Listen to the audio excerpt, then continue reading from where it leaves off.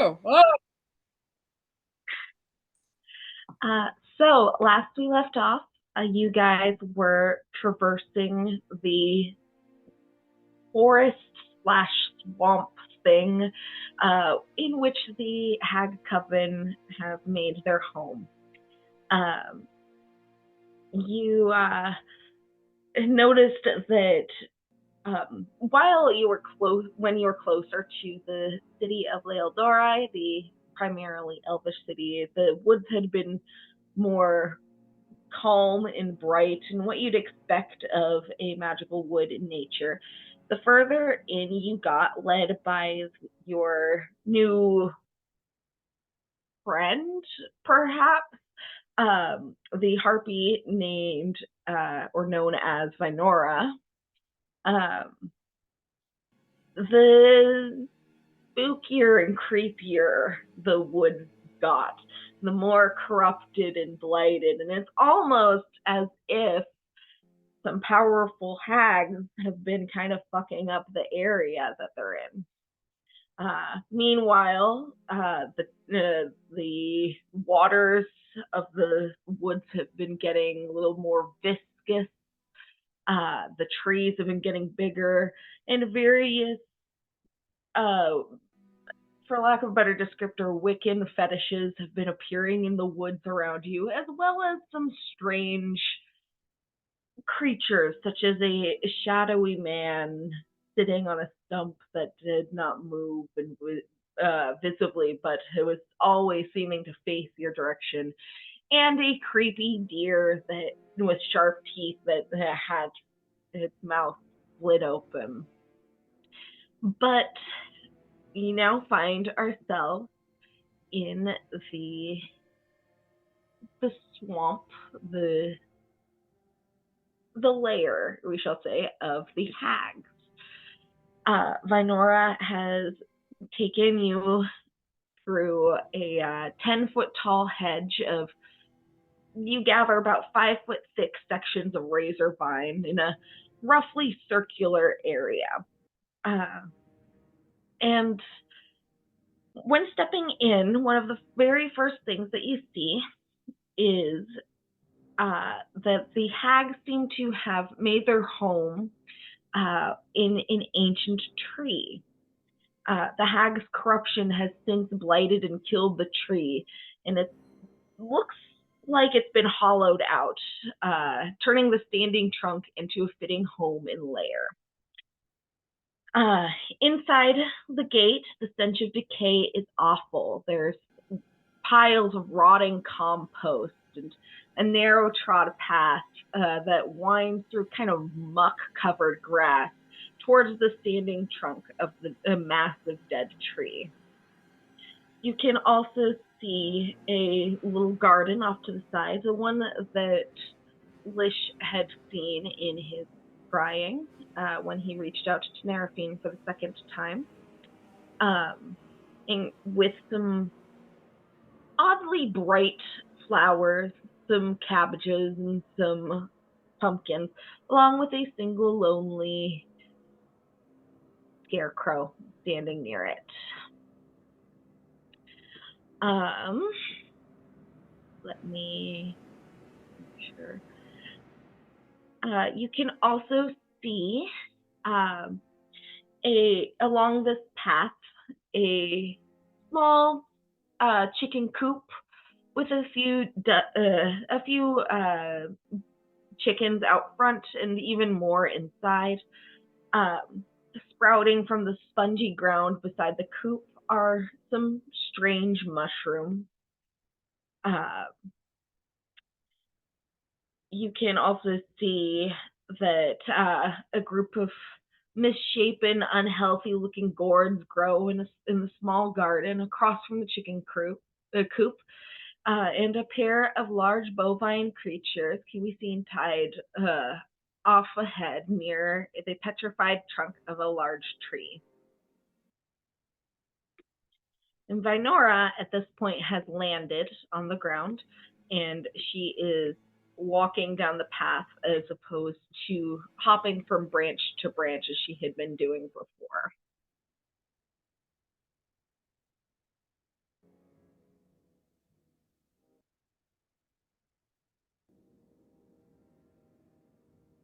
Where's she going? Where's she headed? She is following the path towards the large central tree.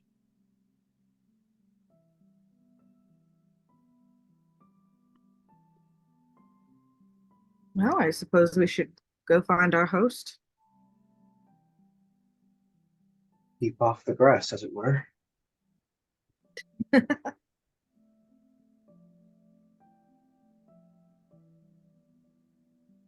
All right.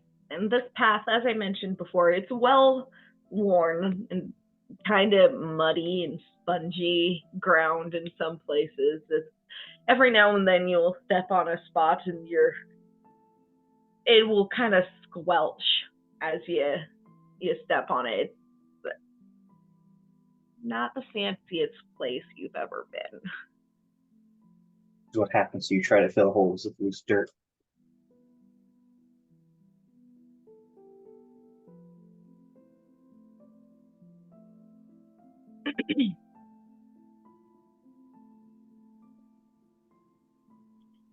Good.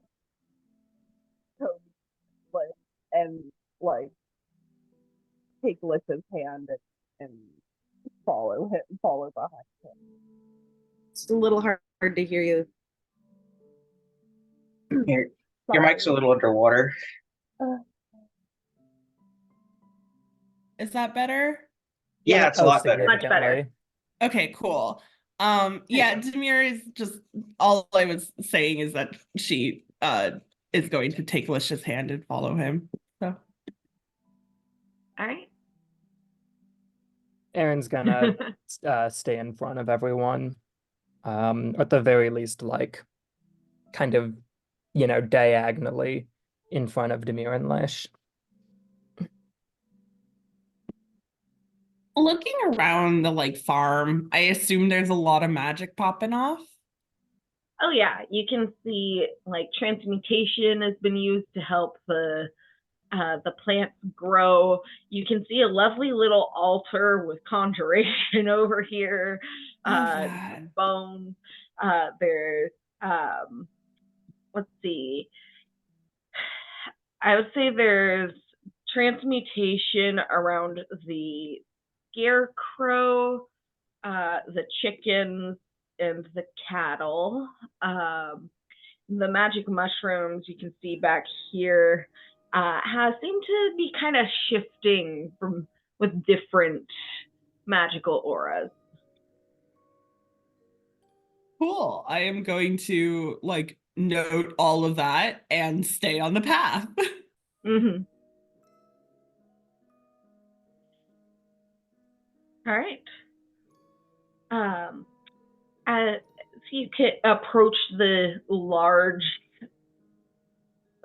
hollowed out tree, you can see that a wooden door has been sort of brutally shoved into a jagged hole in the side, allowing entrance, which Vinora takes and kind of scratches at.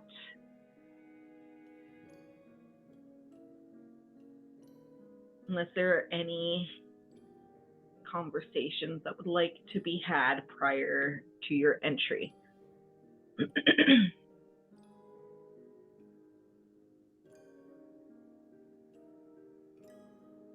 Alicia's just looking around, seeing if there's anything that is striking. Hawk's just tense. He's probably not saying anything. Lish, you can roll a perception check if you like. Okay. And Aaron Valk's is on guard too. Aaron is audibly just he seems to be running through his personal list of Fey rules and courtesy stuff just over and over. Mm. All right. I got an 18. 18. I mean, there's a general sense of being watched, Lish, that you pick up on, but you're not really surprised by that. It's like being back in the Feywild again. Everything's got eyes on you. Mm-hmm. All right. After Venora kind of scratches on the door to knock on it, it swings open, allowing for entry. Let me see if I can reveal some areas for you guys.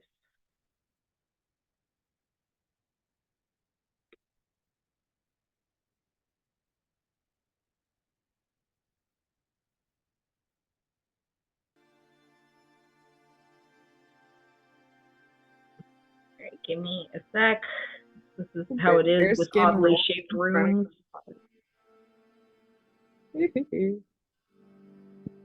Somebody should go pose on that rug in front of the fire. I think someone should go lay in the bloody spot on the floor. Why not both?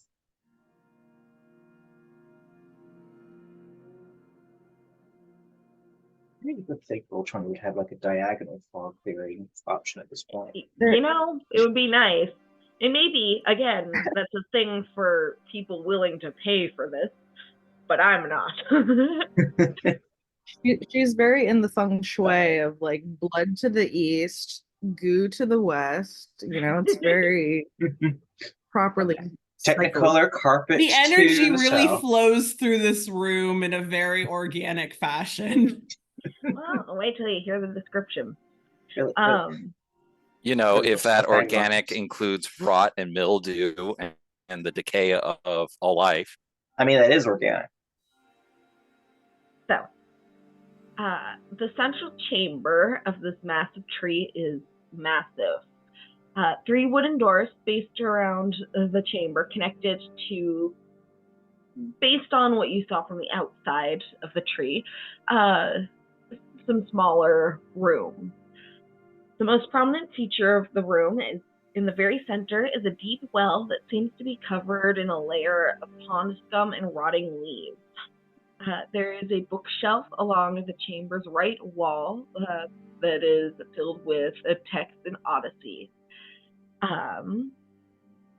The ceiling is covered with a bunch of various things hanging, including a bird cage containing an animated raven skeleton, which kind of hops around as you guys enter, various dried herbs and fruits, an old tarnished silver bell, half of a beehive covered in infernal runes, and an old child's doll with a missing button eye hanging by its feet. The walls are hung with strange scrolls, some bearing artistic depictions, while others seem to contain lines of inscrutable text. One side of the room has a mirror in it that reflects the party as dead and decaying bodies. Whereas the hag that you see standing close to the well is reflected as a beautiful woman. Vinora herself is reflected as a young elf girl. There's a cluster of green glowing mushrooms near the fireplace. And a bearskin rug rests on the floor before the fireplace, and eyes seem to follow you guys as you move around the room. There is also a table and chairs on one side that seem to have quite a bit of water damage to them, but are remarkably still standing. A cat sits at one side of the room, sitting so still you're not entirely sure if it's taxidermy or not. But the hag that you see is an older, shriveled and worn woman with dark green skin. Her skin actually has moss and fungus growing on it in patches, and every now and then a bug will crawl across her and hide inside the thick braid of white hair that kind of curls around her shoulders like a serpent. And anyone who looks into her milky white, apparently blind eyes sees a reflection of their own face made decrepit and withered by age. Lish, you would know that this is a wood hag. And she smiles as you all enter.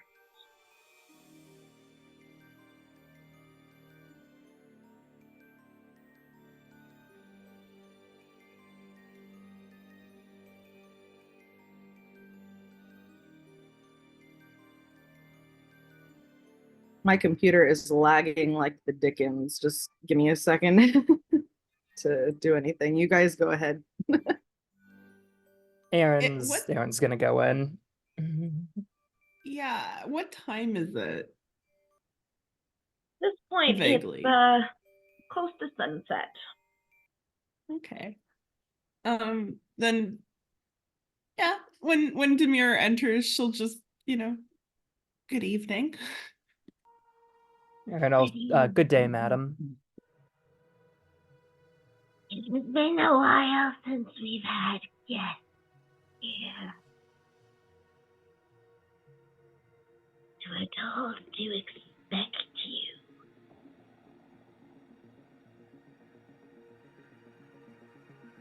you. You must be part of the coven.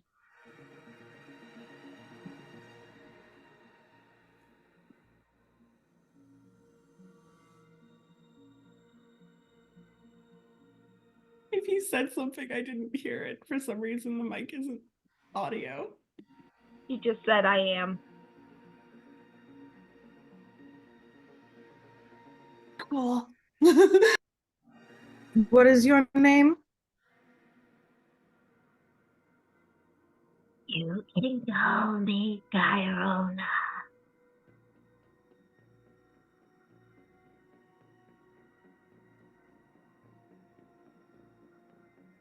Well, it is a pleasure to meet you. Where might we find our host?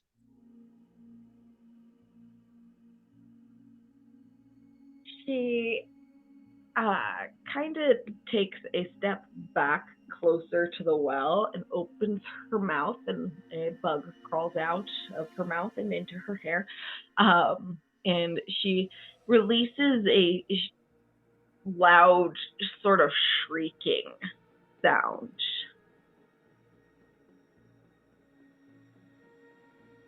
Wordless, but apparently calling the attention of whatever else may be dwelling in this location. The first one to step out of this side is another hag with sickly bluish gray skin and long matted black hair festooned with ornaments made from bones and teeth. And she seems to have her own teeth are large and sharp. And so she kind of slurs a little bit when she talks. Oh, they've come, have they? This kind of steps closer to kind of get a better look at you all. And finally, a very large woman. You're not even quite sure how she is able to twist her body to step out of the door.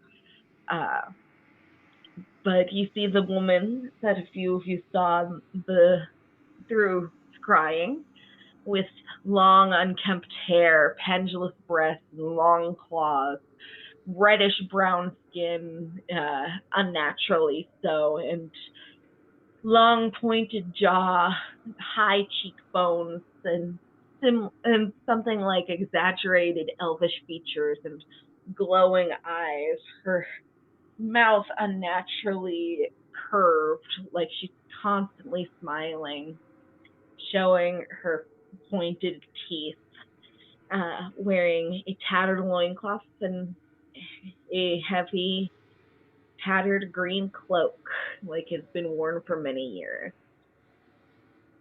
Welcome. I trust that you will made your way safely to my home.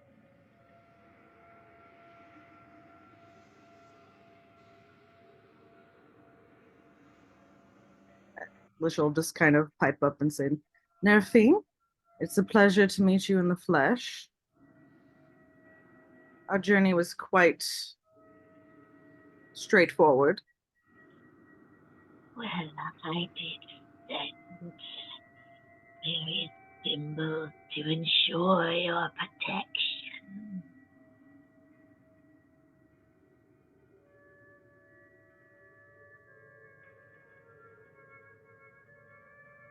We certainly appreciate the guide.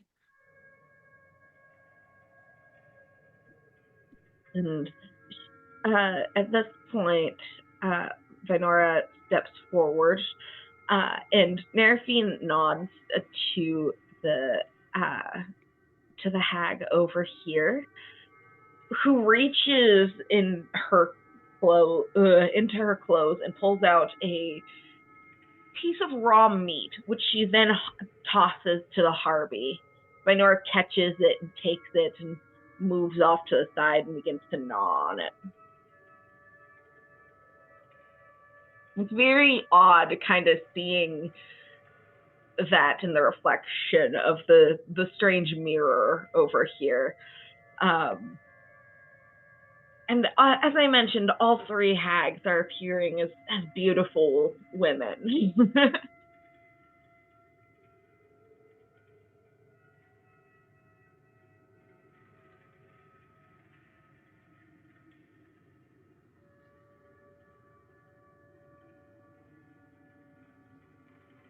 We were hoping, if you might, now that we're here, if we could see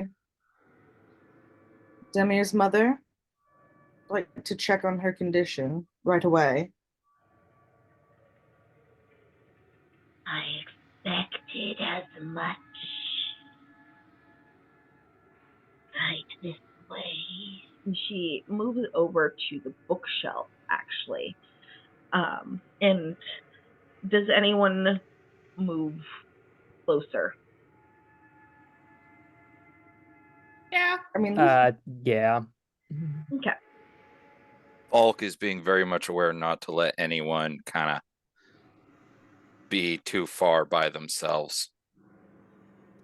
Yeah, Hawk's doing the same. He's gonna follow behind the Ventress group, staying pretty close. All right. Oh wait, no, if Valk's gonna go with them, he'll stay at our switch. Is Valk going with the words pointing? Well, it looks like everyone's going except for Levy. Oh, that's because Levy's not here. Levy can also go. Toby's still So, outside the door as well. All right, I'll stay. So, yeah. I'll have Hawk stay back. I do not trust him around the fight. All right. He's very Levy careful, but even can so. stay with Hawk then. But as you guys get closer to this bookshelf, you can see that I have to scroll for fucking ever to find my notes.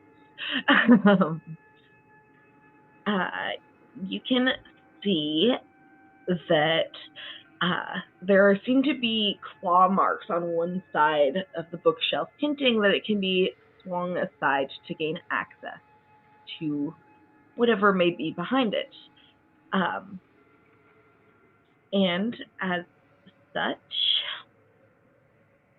you watch as Neraphine grips the bookshelf and just pulls it aside, revealing a small opening in the side. Let me do this.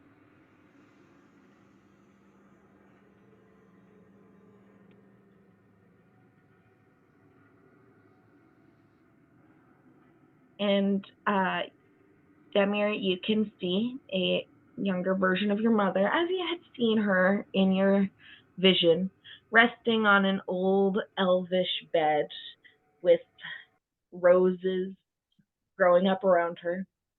sound asleep.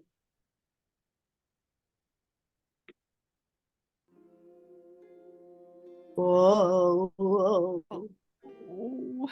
Um, I mean, can I are the roses like a barrier, or could I try and touch her?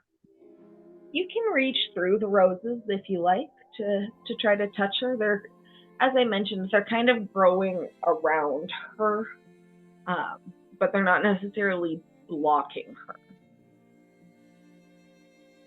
Yeah, I'm going to try reaching out and Okay. touching her arm.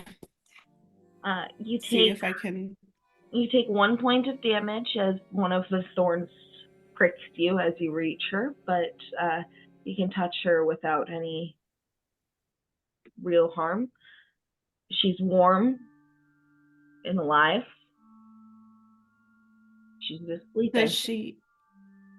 Does she stir if I try, doing that wiggle, wiggle, wiggle your arm? Mm-hmm. Not at all.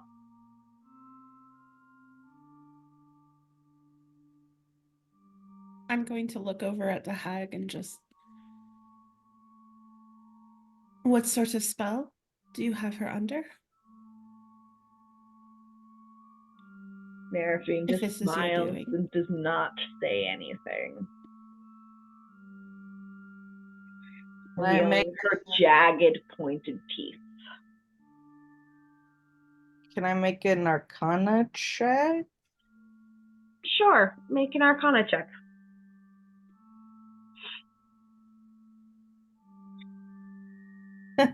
One. That was a nat 1, so 7. You are too distracted with the fact that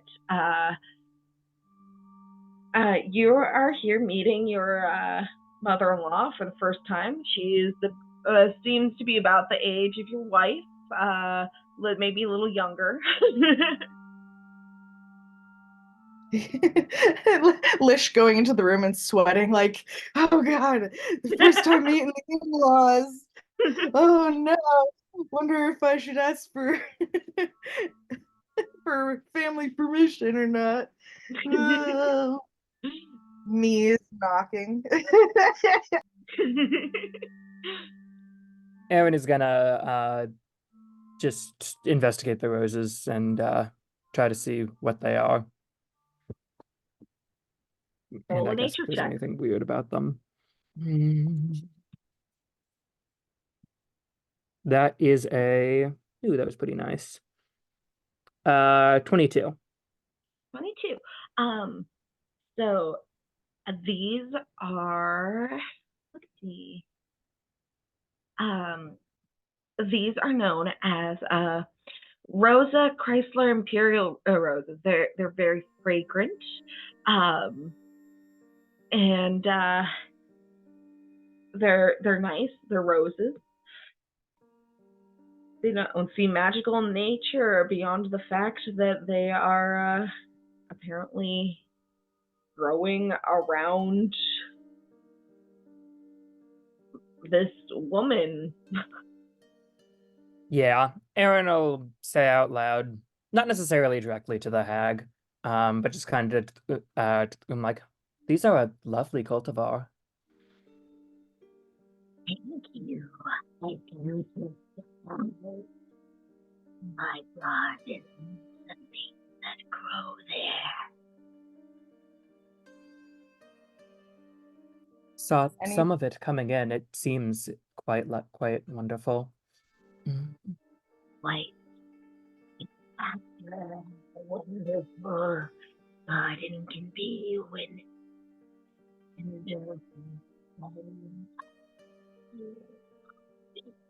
We're having a hard time hearing you, Avery. You're also sounding like you're underwater a little bit.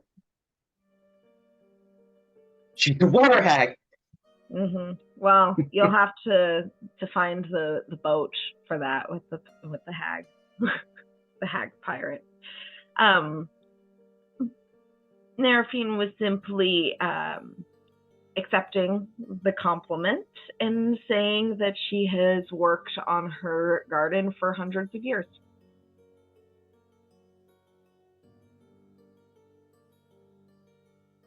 Aaron will just say, it shows.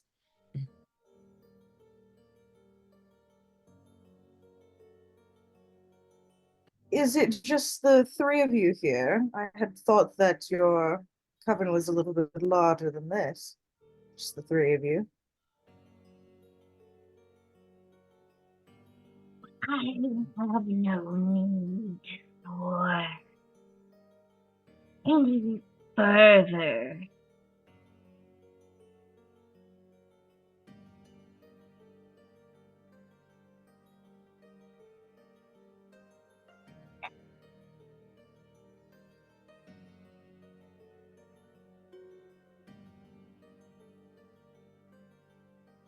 You said that you had a favor to ask. And Lish'll kind of move away from the bedside and kind of head back towards the Mhm. main room. She And, steps aside to allow you guys to exit. Tell us a little bit more about what you had in mind.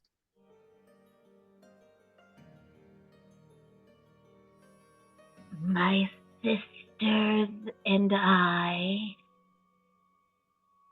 are creating a means of escape. And when an opportunity falls in our laps, do not see why we should not accept it. Just a few paltry items for you to retrieve, and the lost princess shall be awakened. Instead of escaping, we are trying to find the source of this unraveling. Perhaps our efforts would better be used to joining up in order to find the man who is the cause of it all. We do not meddle in the affairs of gods.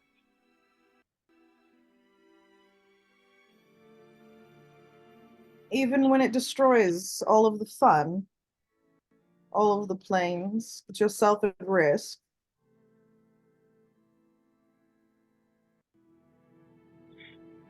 You know better than most how we work. We tend to be observed. Unless our hand is forced. And with that, she kind of snaps her fingers towards the hag that had started to kind of edge her way toward Tobias, Hawk, and Leafy. And she pulls from her robes a wrapped roll of what seems to be vellum. She moves over here and hands it directly to you, Lish. Okay, we'll take a look at the scroll. Let me send you the link, because this is the list of ingredients. Hooray! Potion making.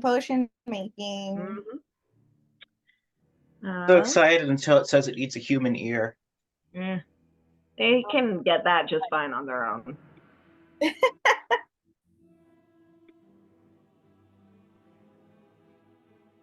They have a human right there. I mean, yeah, and stupid mortals come wandering into the woods and make fucked up deals with them with some regularity, even if they just want to be left alone, and then they do the monkey paw type wishes.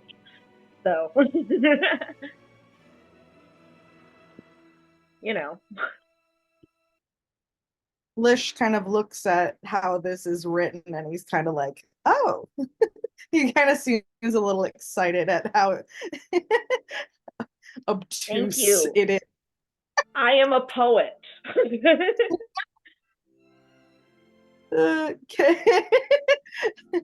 Kenzie, on the other hand, has looked at this and is just like, oh man, we gotta. Oh god. We gotta do shopping and solve a riddle. Oh man.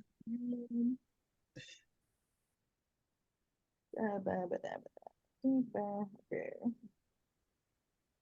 Should you read it? We should read it, huh? And it was handed to you. I can, once it's shared aloud, I will share the document with the group at large. Yeah, so like Lish will start reading it, and he's kind of like pacing somewhat across the floor, just kind of like, all right, I will do an interpretive reading of the DM's beautiful, masterful poetry. And now for something completely different. In a cauldron of midnight where shadows entwine, we hags seek to conjure a realm so divine. With mystic ingredients you must gather with care to fashion a world beyond realms to compare. First, a feather ash draped from an undead phoenix's wing, a spectral plume that in darkness did sing. A dance with the afterlife, a waltz with the night, a relic imbued with ethereal light. Next, a fang gleaming ivory from a dragon so rare, a white serpent of legend that cleaves through the air, breathing fire as moonbeams in the cold starry night, a treasure to kindle the magical light. The final touch, a hair strand spun with power from the witch queen herself in her midnight hour. A lock that whispered secrets, a tress filled with might, a conduit to realms where enchantments take flight. Into the cauldron the trio descends, with crackling sparks the elements bend. The undead phoenix's feather, like a spectral breeze, the dragon's fang, a blaze that sets hearts at ease. The witch queen's hair, a silken bridge between realms, binding the enchantments like intricate helms. They simmer and shimmer, a concoction so rare, a potion to weave, a realm beyond compare. And Lish kind of rolls it up a little bit.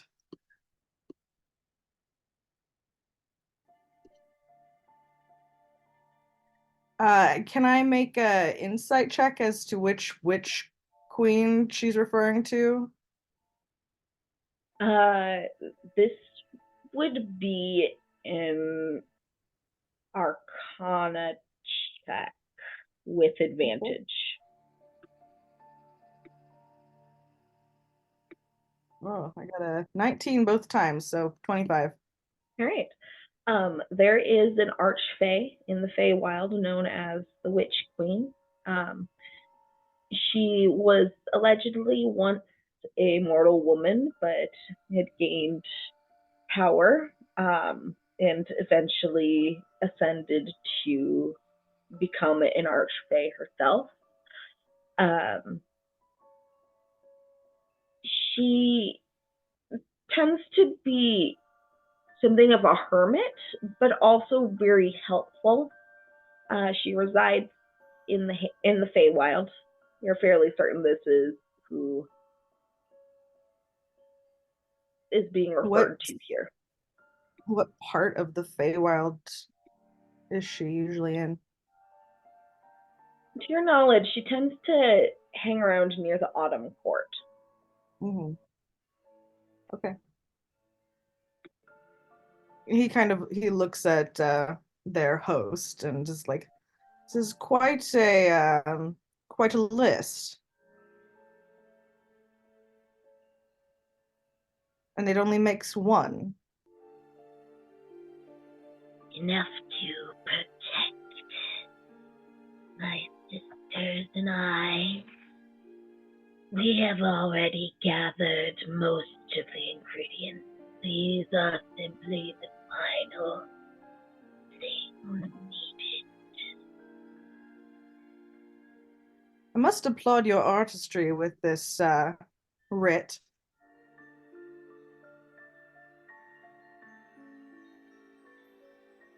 You humble me, my lord. Vane or Lish will kind of walk over to. He'll kind of walk down. He's like gonna take a look at this bear and the mushrooms in the fireplace as he walks by. Is there anything interesting as he's kind of closer to it? I mean, the bear seems to be watching you as you approach, but it's a bearskin rug and it doesn't move. He's gonna walk down and he's gonna give the scroll to, I guess, Tobias and have Tobias take a look at it as well. That's Tobias. That's Tobias assuming the opening this. Hawk's just going like over the shoulder. Yeah, basically. You're Yeah, gonna have to get Tobias. I'm sorry? Hawk will have to get up really high to see over Tobias's shoulder. It's okay. He can like look under his armpit or something.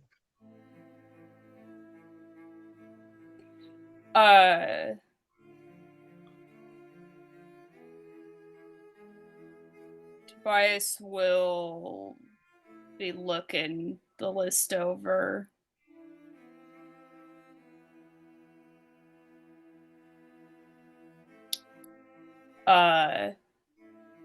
After he kind of like gives it a read through, he will lean close to Lish and kind of murmur very quietly, how do we even go about getting some of these items? Well, I'm sure our host has her ways of throwing us at them. I doubt she'd summon us here if we couldn't actually get to them. What would be the point? I'm sorry, didn't you say that the hags had already collected some of the ingredients? They One's have not already begun to put the potion that they need together. These are just the last 3 things they need. Okay, so each verse is an item. Mm-hmm. Yeah. So basically, they are asking for a feather from an undead phoenix's wing, a fang from a white dragon that breathes fire, and a hair from an archfey. A specific archfey. Regarding Tobias's question, he'll turn to our host and will say, and you do have a means of getting us to these locations, or are we to stumble our way to where you think they are? I would not have bothered with this if I knew that the information you sought was out of reach.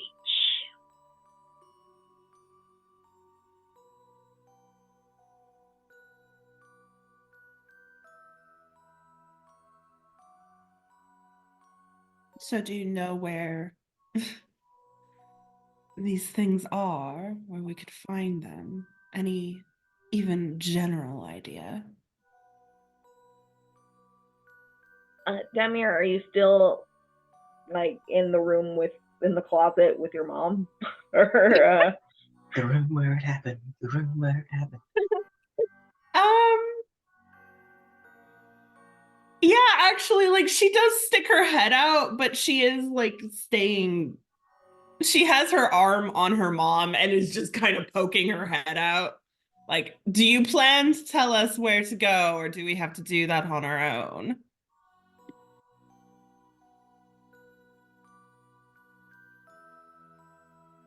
she kind of just looks at you.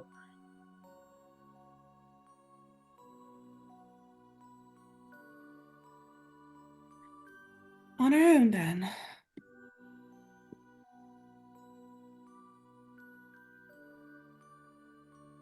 At the very least, for 2 of these things, it should be pretty obvious where they are if we ask around. I don't imagine an undead phoenix, however that's supposed to work, or a legendary dragon will be too hard to find. The third item, however,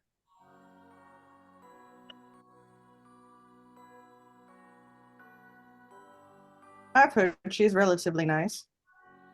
oh, Perhaps well, that's she'll a be. relief. A slight relief, at least. I don't imagine that she'll exactly let us walk away with a strand for free. Everything has its price. It's become quite clear.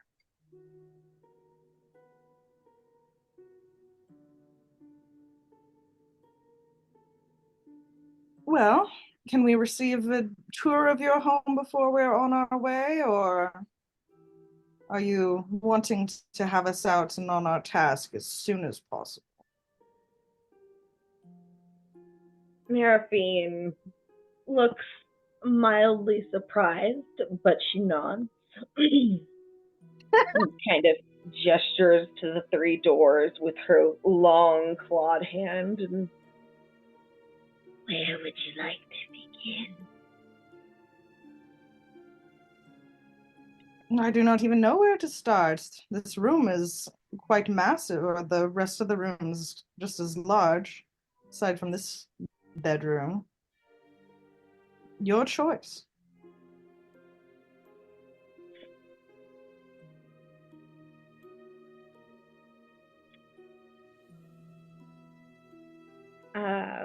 let's see.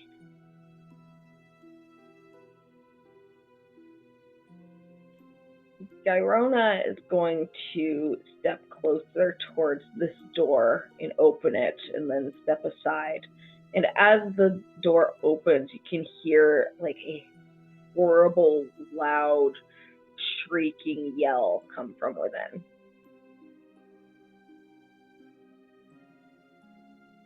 How musical.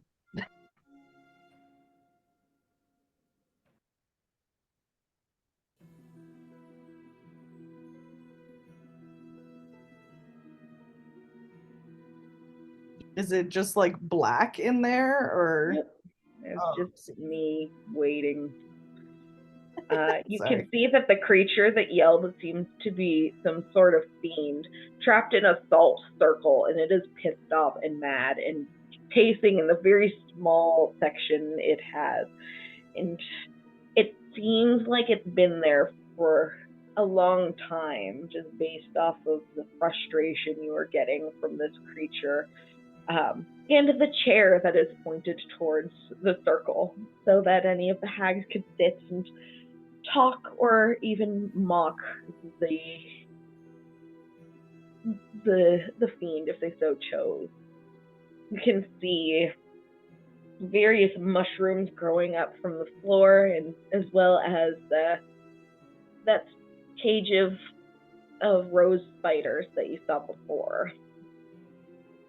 Let me make sure that I still correct Eaters. description. Have to scroll. This room is close to a botanist lab. There are various stains all over the floor, some old and some new, some glaringly obvious against the wood. On one side of the room, there are 4 rose spiders in a round cage scuttling over one another. There's a small pile of bones in the corner behind some dangerous-looking flowers with black petals and purple thorns on them, which Neraphine suggests that you do not touch.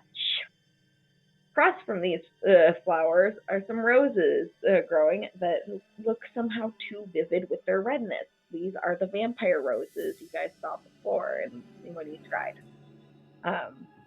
Around the room, growing on the floor, are strange mushrooms. Some seem to be natural, but others are odd colors, and the cluster near the spider cage seems to be glowing. The creature I mentioned before, standing within the circle, is about 12 feet tall.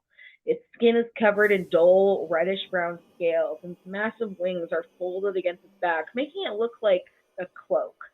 And you would think that its massive curved horns would scrape the ceiling if it were standing. But as the door enters, it sits down, its hooved goat-like legs folded underneath it, its long clawed hands steepled in its lap, and its burning eyes immediately shifting in your direction. The single wooden chair is on the ground near it, pivoted to allow viewing of the creature while remaining just out of reach.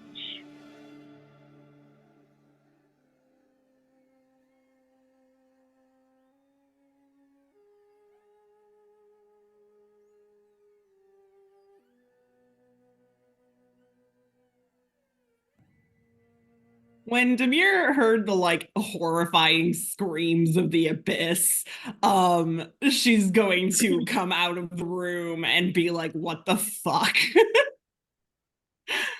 Looking over at Lish like, help, what's going on?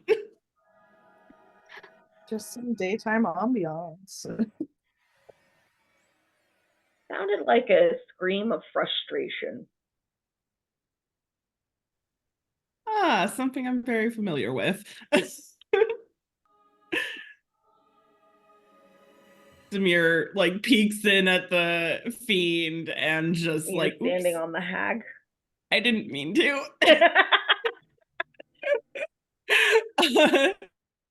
Just kind of, oh my god, my mouse is not behaving right.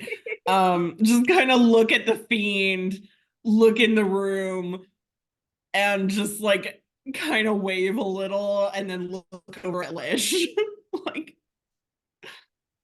is this the house tour?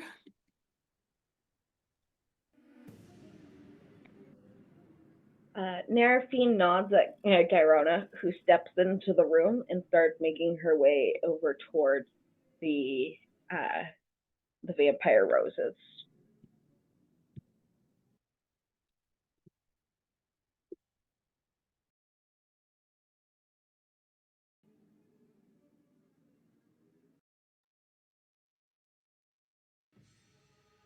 The fun arrangement of botanicals.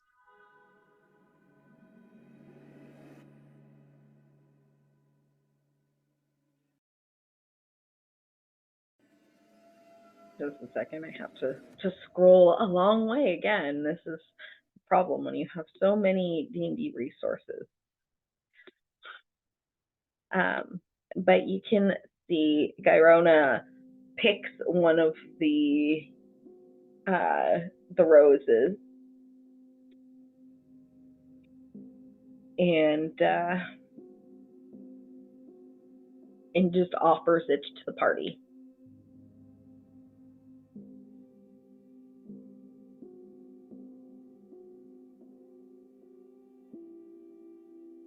Aaron is gonna step forward, and brace himself a little, and accept. No, no, Okay. no, no, no, no. Do you not remember any of your Fey rules there, bud? So the stuff you see on the bottom there is what it is consumed. Noted. And Aaron will examine it. Yeah.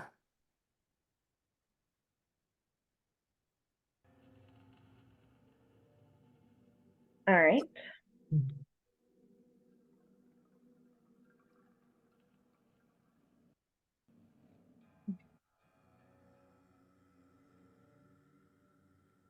This hag, who has not introduced herself, moves over to this door after a nod from Neraphine and opens. Just one sec.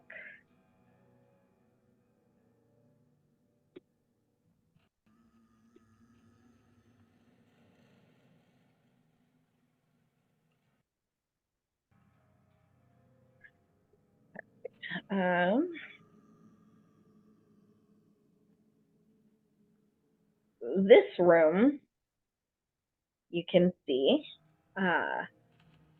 is illuminated by a dozen floating candles, which seem to cast dim, sort of flickering light in this room, joined by a larger fire underneath a large iron cauldron. On one side of the room, there are jars with all sorts of strange ingredients, along with an assortment of herbalism, poisoners, and alchemist tools. And on the other side of the room, ebony bookshelves stretch to the ceiling. Some of the books have titles, but most are bound in jet black fabric that have no titles on their spines. A black quill rests on a writing desk next to a jar of black ink.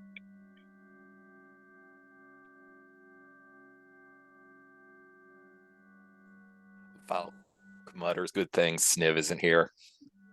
I was gonna say it's a shame that Levy isn't here, because I feel like the books would be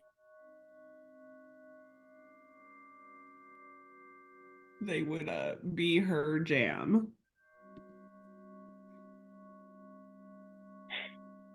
Well, if Also- you choose to look around some of the ingredients that are there, there's a giant severed toe, a still beating heart of an unknown humanoid, rust-tinted water, butterfly wings, a moving eyeball preserved in a jar of yellow ooze, a half-full eye of newt jar, dried bat wing, dried lavender, clumps of hair from unknown humanoids, several bloody arrowheads, cat hair, and blood in a jar simply labeled drow, and various magic items.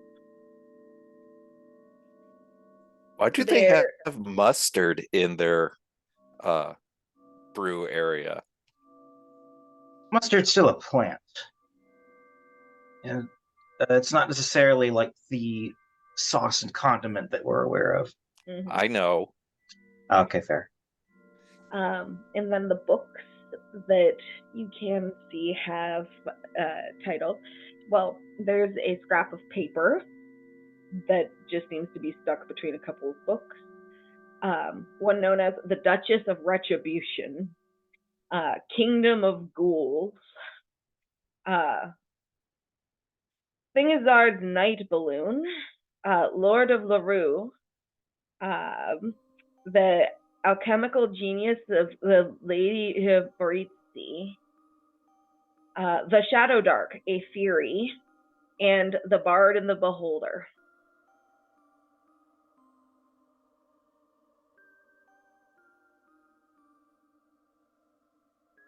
Oh, and Home for the Eternal. Home for the Eternal? Mm-hmm. Better Home and Garden magazine for. Do you want to look at it and see what it's about? Yeah, I do. All right. So you pick that one off the shelf and flip through it. This is a very dry autobiography by an unnamed lich describing the creation of her own personal demiplane. Yeah, that's not as fun. Does she go over the decor? She does not. She starts talking about nerd shit, like, you need these alchemical ingredients, and you need, like, to make sure that there's oxygen for your servants. I'm assuming this is where the recipe came from or is being adapted from. Maybe. Nope. Maybe it seems to serve as more of an inspiration. Lish is gonna walk around these weird ingredients and kind of casually poke his head over the cauldron, see what's going on in the cauldron. All right. Tobias, you can see that is the cauldron that as Helma had shown you in your vision previously. You said earlier that there was a doll with one eye hanging from the ceiling. Was that the doll, or No. have we seen the doll yet? You've not seen the doll yet. Okay. Yeah, Tobias will be keeping an eye out for that doll. There's no windows in this room. Nope. No access points aside from the bookcase. Nope. Any knot holes in the wall. Mm-mm. Okay. And how low are the ceilings? I mean, they're pretty high, frankly. Say 13 feet, Solid wood. apparently. Okay. Anything else that kind of catches his eye in here? Not really. Okay.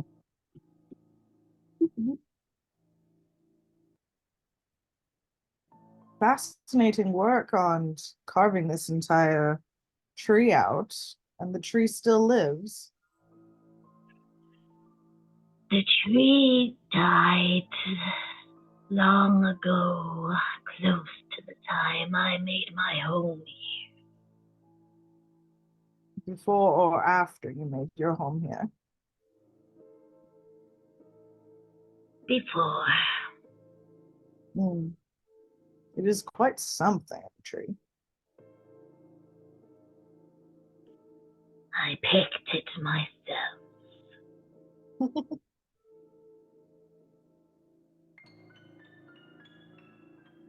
All right, and then the last room. Just a second here.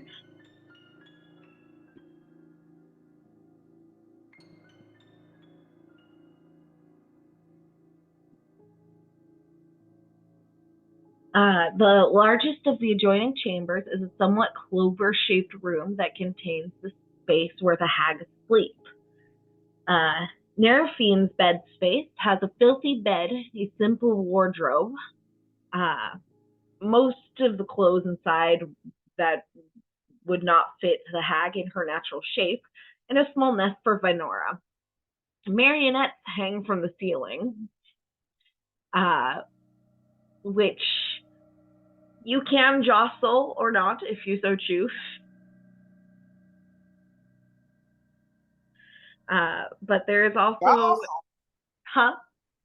Jostle? Jostle. You can jostle the marionettes hanging from the ceiling over Neraphine's bed.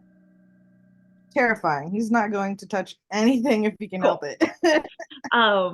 There's also an hourglass hanging among the puppets, but in place of sand, tiny teeth of all shapes and kinds flow between the two bowls, each one glowing with a faint red light. The flow of the device seems to switch directions at random times for no visible reason, with no bulb ever holding all of the teeth. There's a small wicker basket which contains various new children's toys. And there also seems to be a small treasure chest at the foot of the bed. I will also note that the doll you see within this wicker basket is not the doll that Tobias was shown in his vision. What about this guy over here? Any ideas? Nope. Amongst the marionettes? Roll a perception check. Or investigation, if you so choose. But investigation would require touching them. My perception's better. Oh no. 12. You don't see it.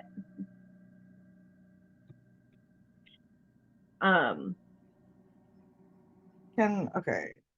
I will note that the one that Tobias had in his vision, it was described as being similar to this one, but that one seems almost blank in comparison.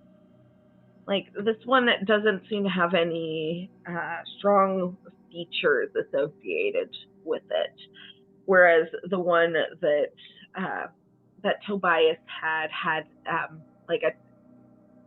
it was more stylized as if to represent a specific person.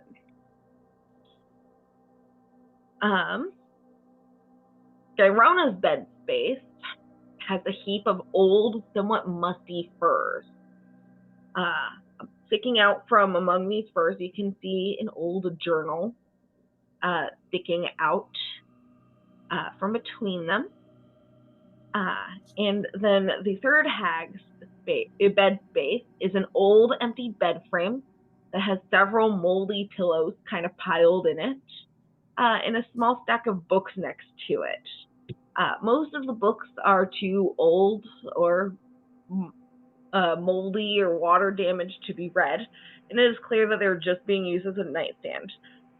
Along with those books, however, there seems to be a ledger of some sort. Is it like open to look at without touching? You can absolutely look at it if you like. Without touching? Yes, I will say that there is a page open. Let's see. The page that open is it contains a let's see, a hyper-realistic drawing of a man bleeding out on the ground with his throat torn open, a vampire woman standing over him with a notation, desire for a deceased love to return.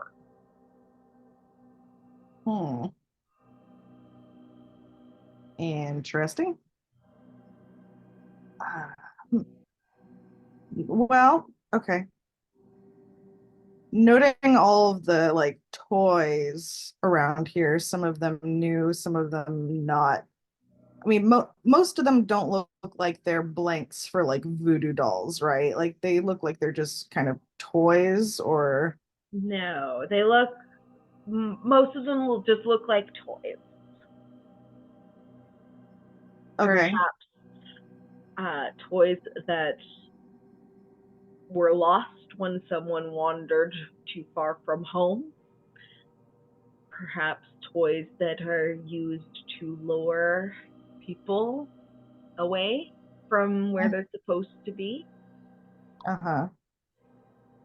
Lish will kind of head back towards the main area and he'll kind of pipe up and say, I did not know you had a daughter, or perhaps you were seeking a daughter. We are quite fond of children here. Certainly. I can tell. Though I do not, I'm querying if your fondness extends to care.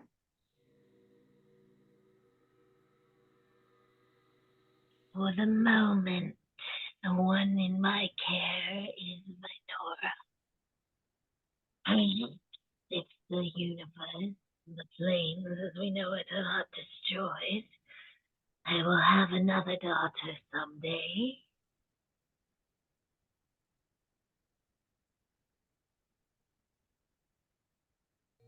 Which just kind of nods and heads back out. Okay. So no sign of the doll, as far as we can tell.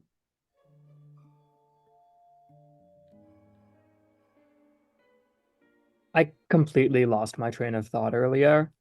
Um, but Aaron's been staying botany room, just asking like, so, how have you been, caring for this? And just talking the vampire rose. Are you asking Gyrona? Yeah. Well, things, if they feed on the blood, if they are exposed to light, it will wither away and die. Aaron, it's like any specific blood or just general blood? Not immortal. Ideally one that is about to die. He'll nod. Mm. Well, I appreciate the opportunity to examine such a specimen. Mm.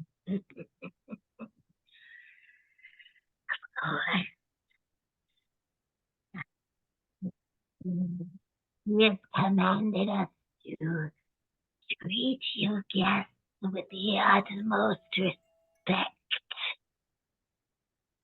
Kind of spittle goes everywhere when she speaks. Aaron will just do his best to take that and not react.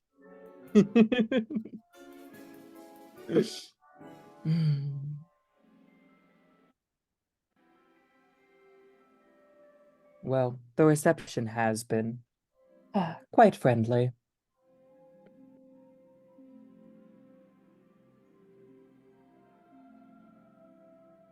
She just kind of breathes heavily and continues to watch you with her apparently blind eyes.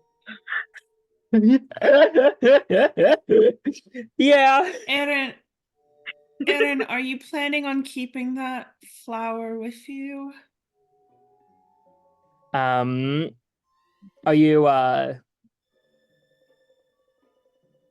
does Demir come back in, or is she just kind of shouting at him? Demir is like, she has not entered any of the rooms, but she has like peeked her head in, and so she's just kind of peeking her head into the door frame like, are you just going to keep that? Aaron's going to say, oh no, I would not be so presumptuous. I assumed the opportunity was simply to get to see this and see how it worked. We would be willing to let you keep it if you could offer me something interesting in return. These are rare delicacies, you must understand. Aaron will nod.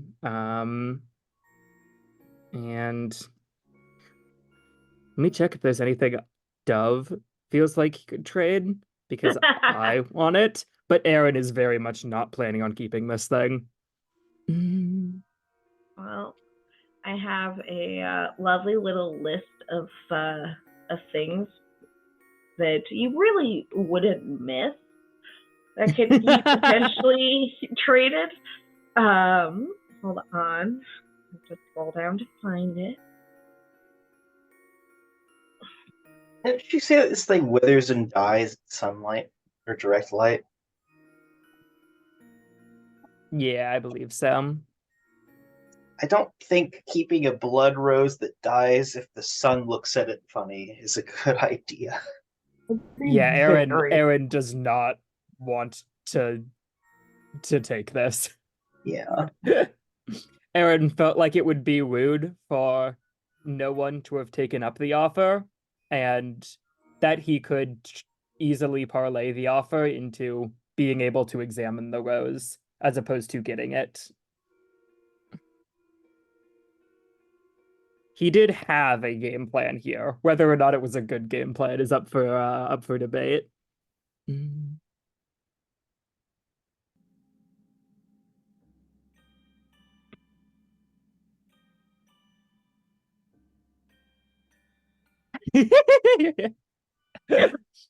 Oh my god. Okay, let me read through this.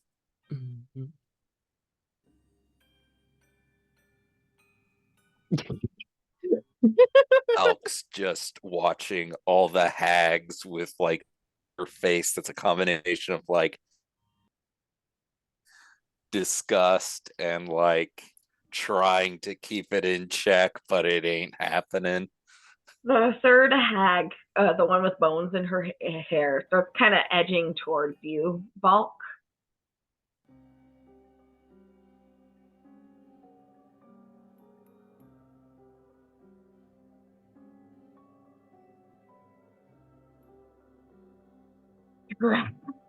Some very interesting bones. I'm sure you don't need all of them, do you?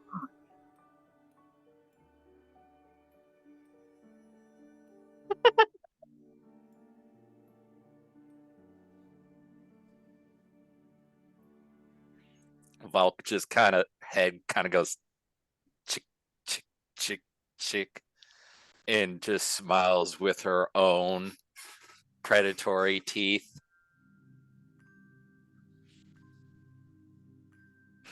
We're having a creepy off.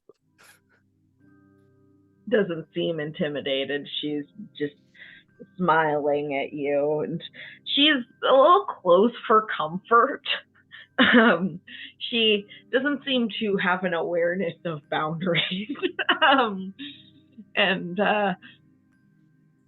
she kind of reaches a hand close to you without touching to kind of just wave her hand near you as if she would be interested in taking a feather, but does not actually touch it.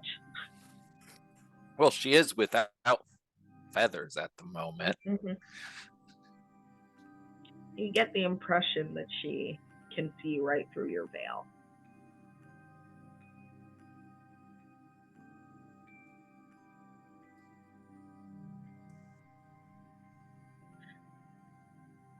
I doubt you have anything tempting enough.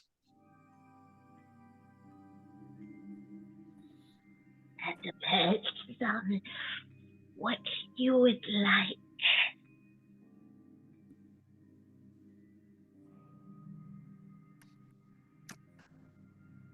As I said, I doubt anything you're capable of trading.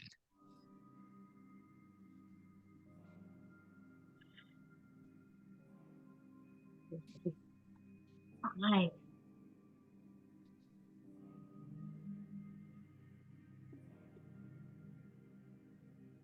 Sorry, did you say something? She said you'd be surprised.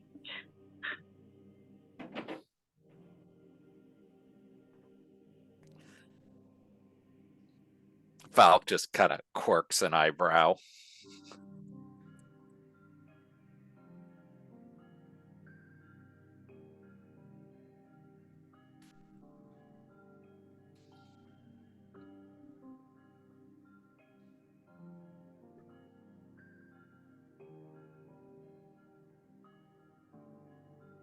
Am I being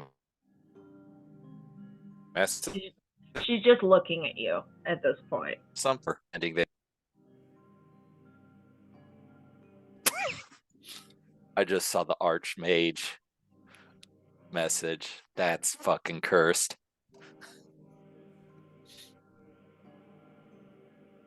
Like, Kenzie has a point. It is a very valuable barter token, but at the same time, the consequences of our actions are knocking on my door.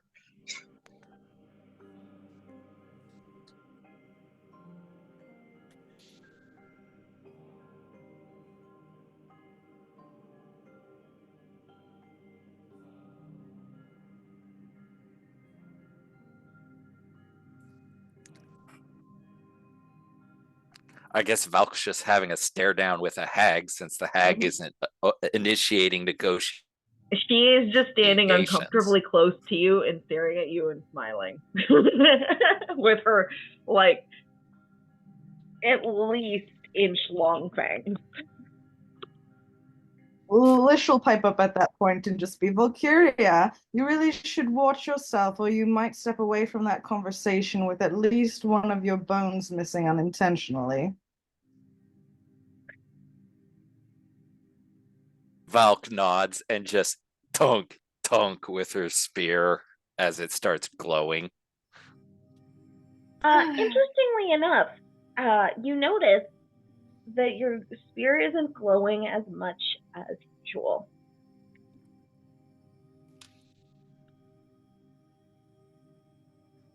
Well, what a wonderful home you have here. I believe we are willing to accept your deal here, as long as you are certain that the terms set are for these 3 items, for you releasing Demia's mother to our care. No strings attached there.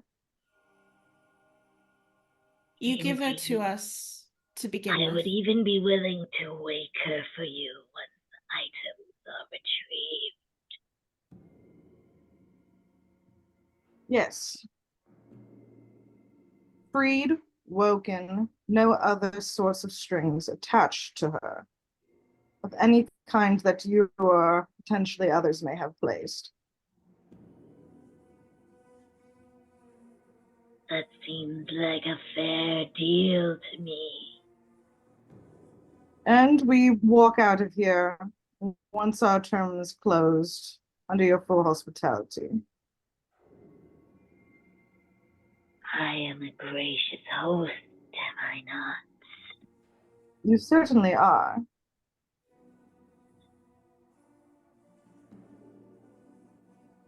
I believe in the future, I would be more than willing to make further negotiations with you. I quite look forward to it, young one.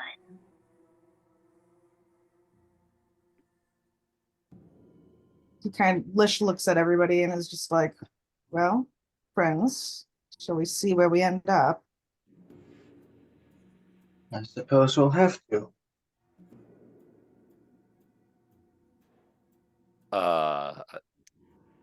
For leaving, don't we need permission to fly in your woods? Will we be flying? He looks at Now that you have seen my hollow, if you choose, my trees for trans out front, I believe you shall find your passage at ease.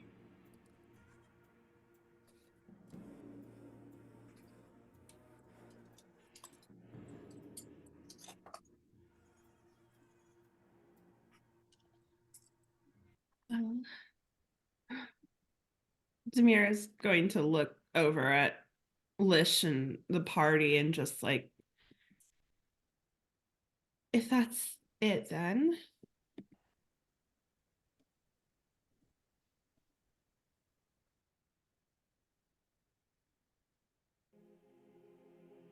Can we have a moment to speak privately? Demir looks over at the hag, Neraphine. I suppose as private as it gets within my home.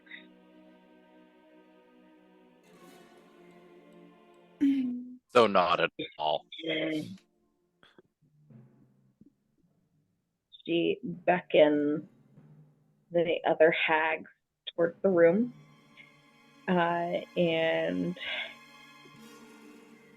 Vinora is going to kind of just, having finished her raw meat, flutter out the door and wait outside. Aaron, for the record, did say like, I don't know, something about not it probably being too special for someone like him. you would see as that Gairona takes the rose, tucks it behind her ear, where it immediately wilts and turns to dust and crumbles away. Lovely.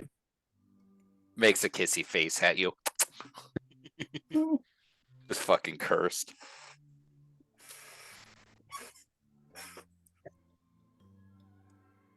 Demir is going to kind of like huddle up.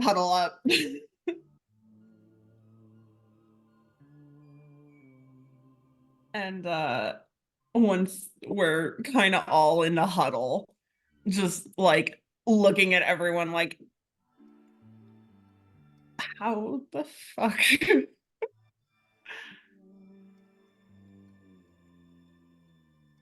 Well, we have one invitation to the Feywild already. We could use that to do two things at once, perhaps.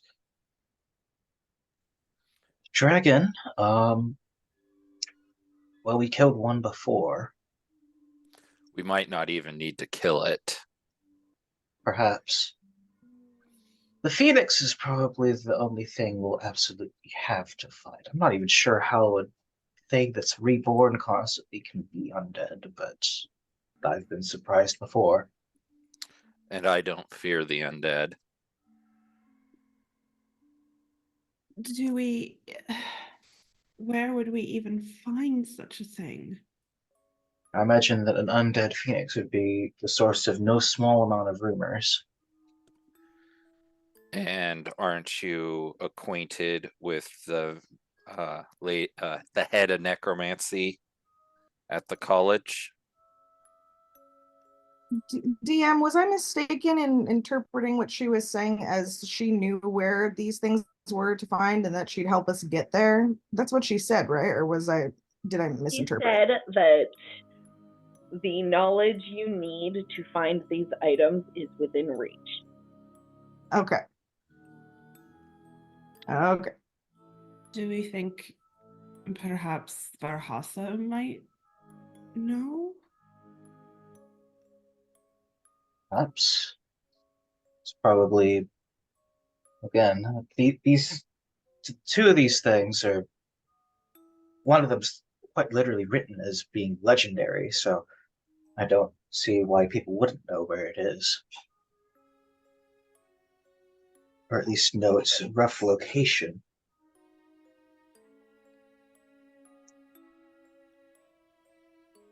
Should we start with the archives, maybe? Probably, yeah. And then we have an expert on the layout of the Feywild, or so I believe.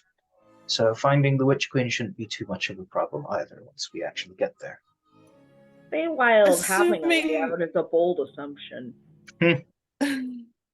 Assuming that the Fey hole doesn't drop us right in front of Fiola. That is true.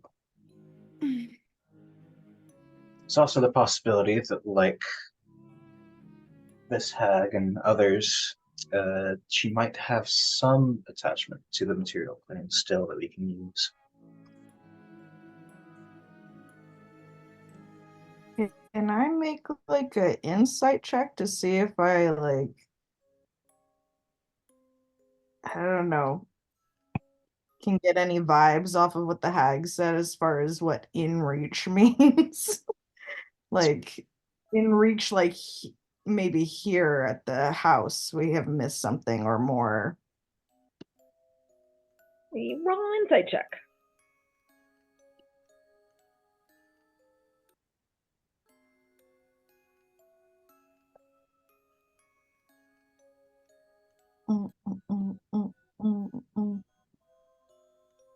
God, I'm rolling shit today. 14.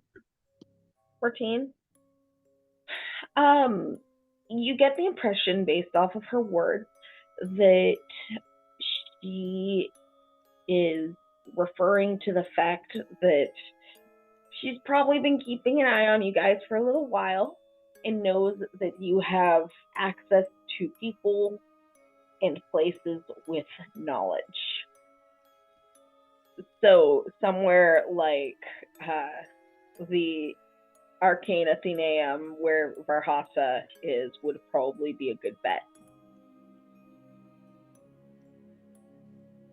Perhaps we should scry ask our contacts at the college, either Varhasa too might be a source. Because at least one of these things is in the Feywild. I don't know of the other two. I can't speak again until the next day, I think. If I remember Aaron's correctly, going- I think we did I believe so. use it. Okay, cool. Aaron's going to Right. pipe up. I would like an opportunity to try something. Maybe I can do it. What's that? And let me check specifically how several things work. Because I think Aaron's wrong about that this could work, to be honest. Well, we Yeah, can. okay. Mm-hmm. Mm. No luck? forget he said anything. No luck. Also, Um, Eitree's quite learned. He might know something. well, let's maybe start with Varhasa just because she's a big nerd and we can work our way down from there. And when I was muted when Volk brought up a tree, but Demir was like, no.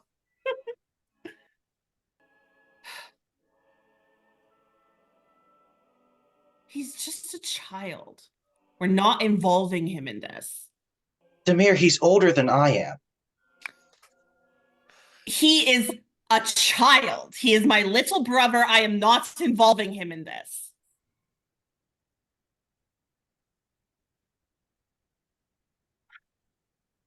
We'll start with Varhasa.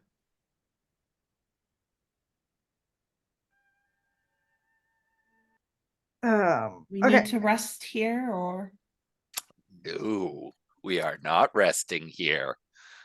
Hospitality or no, I think I would rather sleep on They don't have enough beds for us. I don't think I'd want to sleep with that watching me. And he sort of just like glances towards the bear, who's most assuredly still looking at him.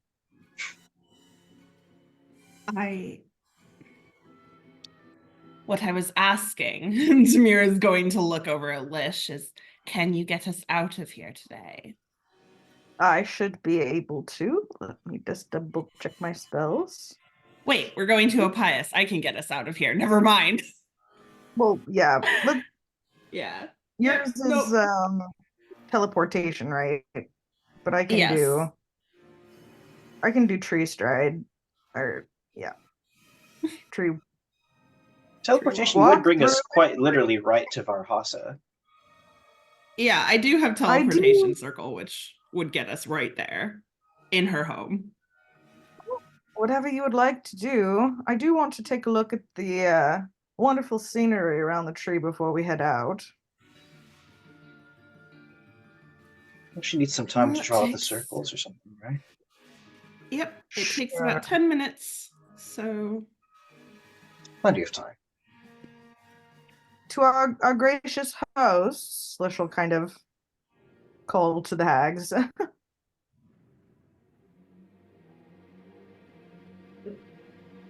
Muted. They open the door, and to step through, you get the impression that they were having their own conversation of some sort. We're gonna eat him, right? Right? We're gonna eat him. No, I don't just think the one metal more. one will taste good. We could use him as cutlery instead. A toothpick. It seems we shall be departing on our quest. Very well. Am I correct in the assumption that you will be peeking in on us every now and then to make sure that the mother isn't harmed? I will accept your word that you will not harm her. I know you will, but I know that your companions don't necessarily trust beings like you and I.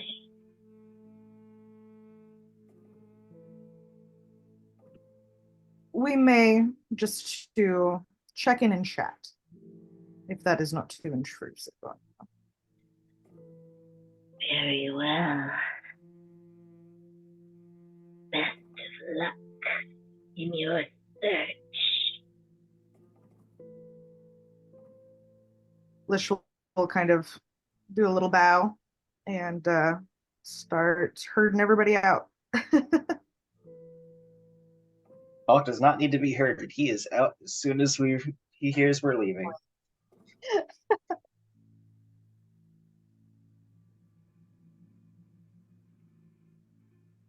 Lish kind of wants Demir to walk. will. Oh, sorry.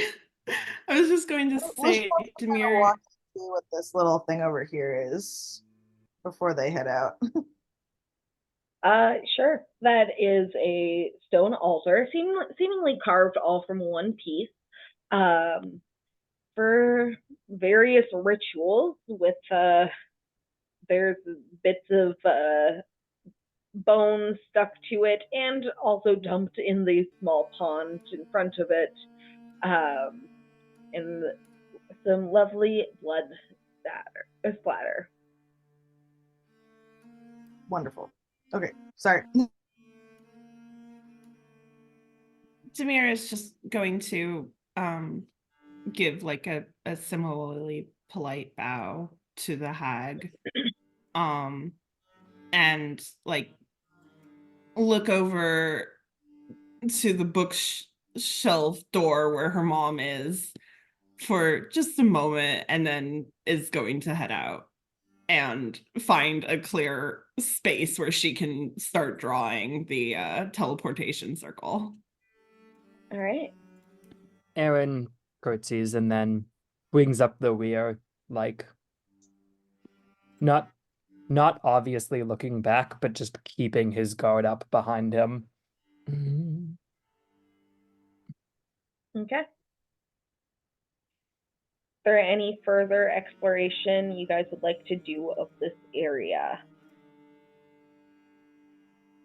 While Demir works, Lish might go and look at the refuse pile and see if there's anything cool that they've thrown away.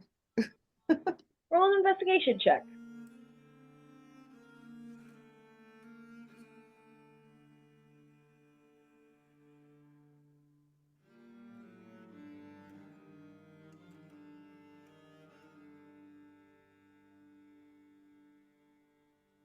Six. Not really. It seems to mostly be like plant trimmings and stuff. You do find a severed finger at one point, but like it's oddly been deboned. Just like Volk's chicken wing.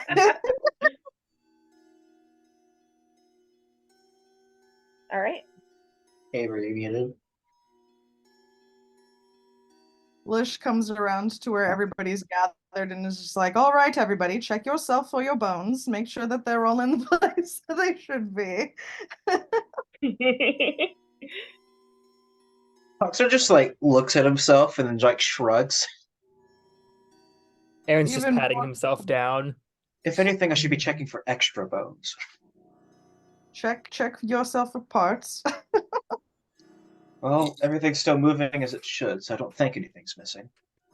You just see Valks, since she's still wearing the head covering, just fucking like squirm and move and writhe underneath of it, and everyone's just kind of like, yeah.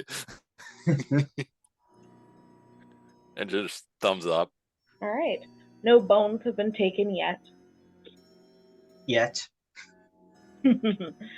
And with that, you teleport to Varhasa.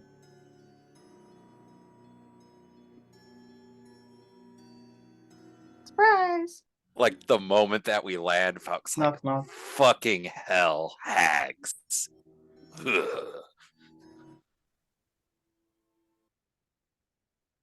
She seemed nice and all, but all the decoration was a little unsettling.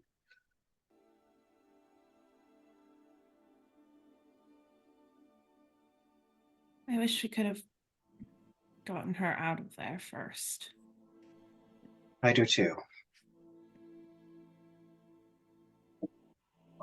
Given this is unintentionally or not a hostage situation, I don't think that, spiriting her out of there without the hag's blessing probably would have caused more trouble than we would want for any of us or her as well. And acquiring that blessing would have been expensive.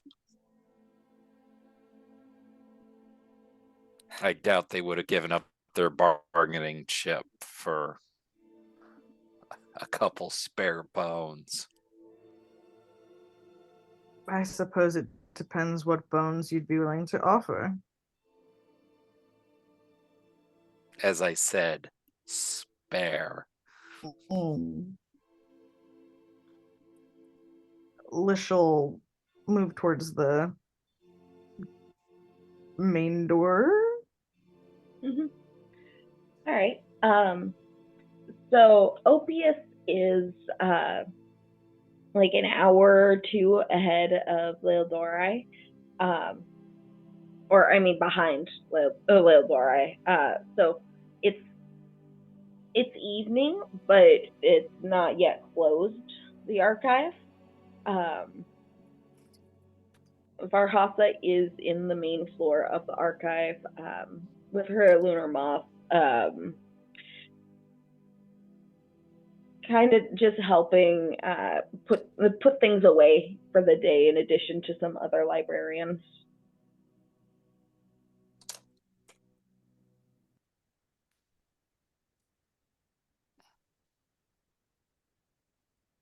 I mean, it's good to see her. Does she like? I don't remember. Did we like check in with her after the masquerade? I don't. I mean, obviously Demir didn't, but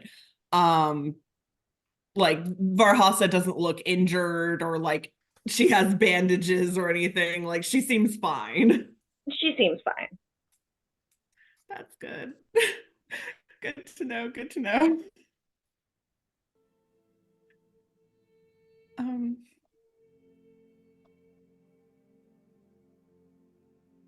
I think Demir will just make her way over to Varhasa and just like if she's talking to someone, she'll wait, but go straight over to Varhasa. She's not talking to anyone in particular. She is helping clean up after people like reshelved things incorrectly or whatever throughout the day. Yeah. Varhasa. She looks over and smiles. Oh, it's so good to see you again. I'm glad you all seem to have made it out of that mess at the masquerade. Well, at least. And you, were you okay? Were you, obviously you're here, but I mean, I was rather lucky and did not get too injured. That's very good. Sorry I didn't phone ahead. We're rather in need of your help. Of course. What can I do for you? We are looking for certain items. A undead phoenix feather, a white dragon fang that breathes fire and the hair of the Witch Queen. Although we're fairly sure we know where that is.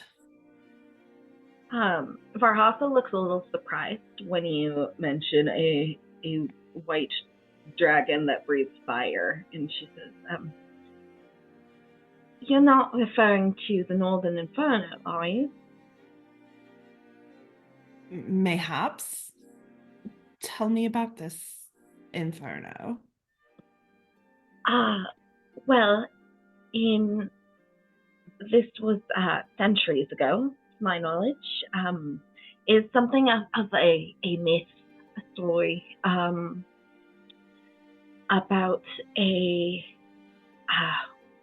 dragon as white as snow, flying from the mountains north of Alperin and laying siege on the city with fire, stealing what gold she could, and then flying off. That sounds accurate. But did you say a undead phoenix's wing? Yes, the feather, I believe. Yep. The I haven't feather heard of from... something like that. But perhaps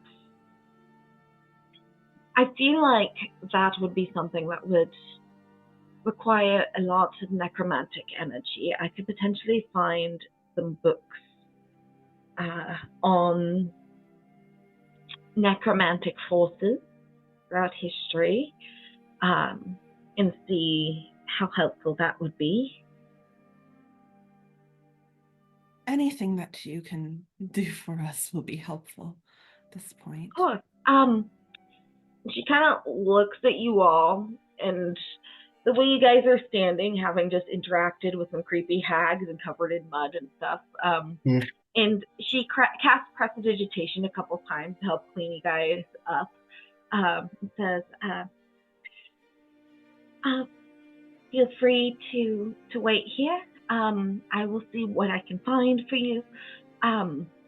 Also, I would not recommend you try the new drink stand outside. It's not very good. Drink stand? Is it by any chance run by a kobold? No, by an elf. Okay. We will keep that in mind. Thank you.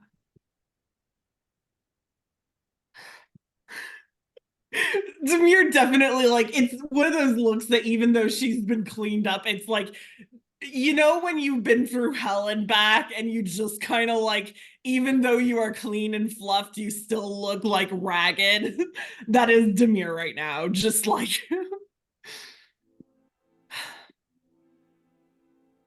I'm going to sit down. Demir is going to find a table and just kind of sit down and just full body, like...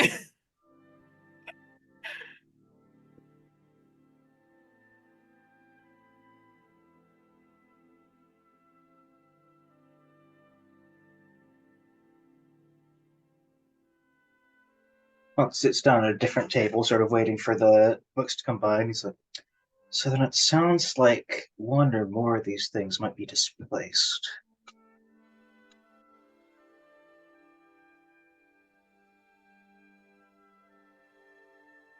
I mean, isn't everything displaced? Perhaps.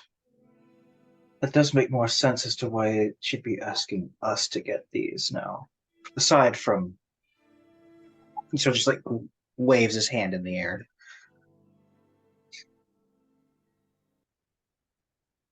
What better time to get reagents so lost to time?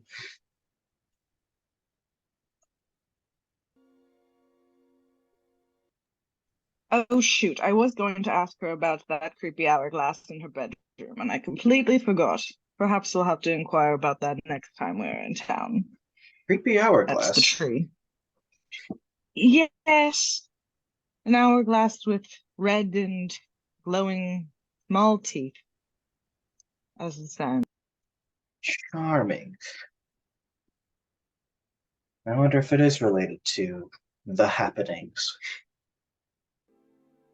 It's possible that maybe she found a way to counteract them or something. It Maybe it's may be just completely a way of unrelated. tracking it. Very true.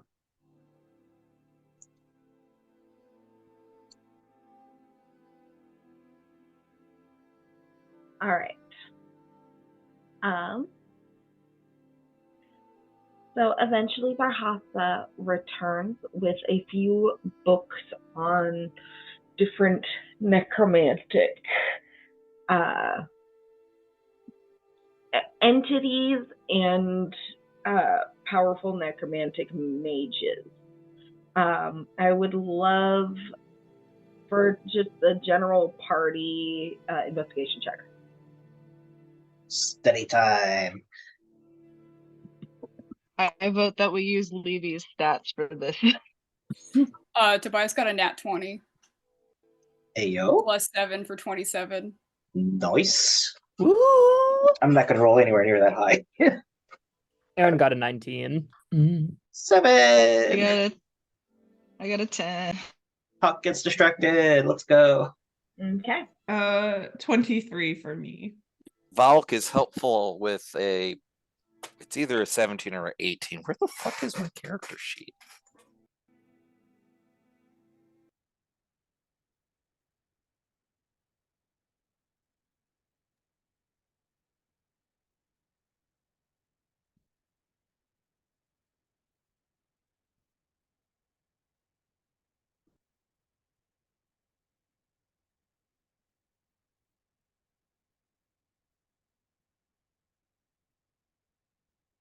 Okay. Let's see. So a few of you end up reading about this ancient lich known as the Tyrant of Woe. He wasn't really big in this part of the world. But Tobias, you end up reading a book called The Army of the Lich Tyrant, which is, let me send you a description of that. Just one second.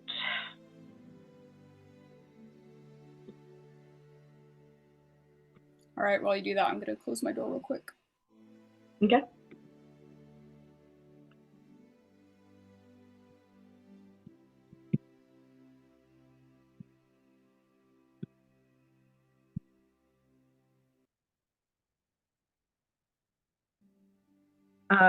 Hawk, what are you looking up while you're getting distracted? Well, let's see. We've been handed books on necromancy and also like legends and stuff, right? For the dragon. What are the dragon books generally about? I'm back. These Varhasa only brought books about necromancy. And you said you got distracted. Yeah, because 7 on investigation. I figure this is more fun than you don't find anything. So, I think he just goes on a tangent of like, so what exactly is a lich? Like, how does this happen?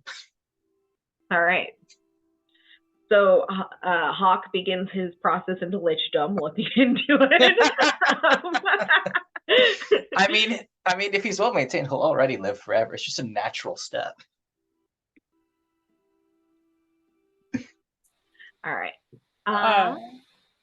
Okay, Tobias, you got it? Yep. When Tobias finds the book and like starts reading / skimming through it and stuff, the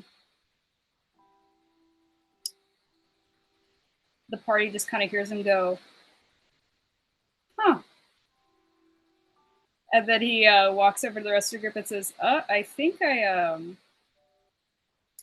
might have found our birds.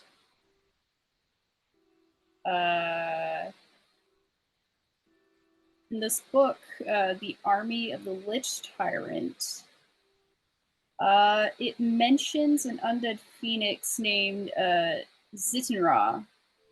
Apparently was banished to the Shadowfell after the Lich King was imprisoned.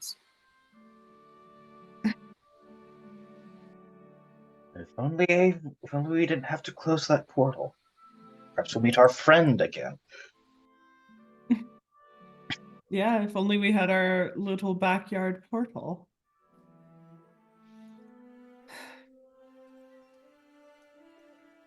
Perhaps that vampire might know something about that. Perhaps this is our time to track him down.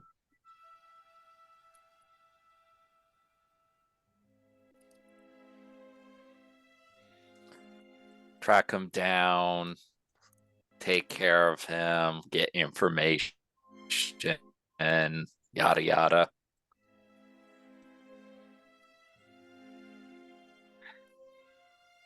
Well, at least we vaguely know where one of our creatures was on this plane.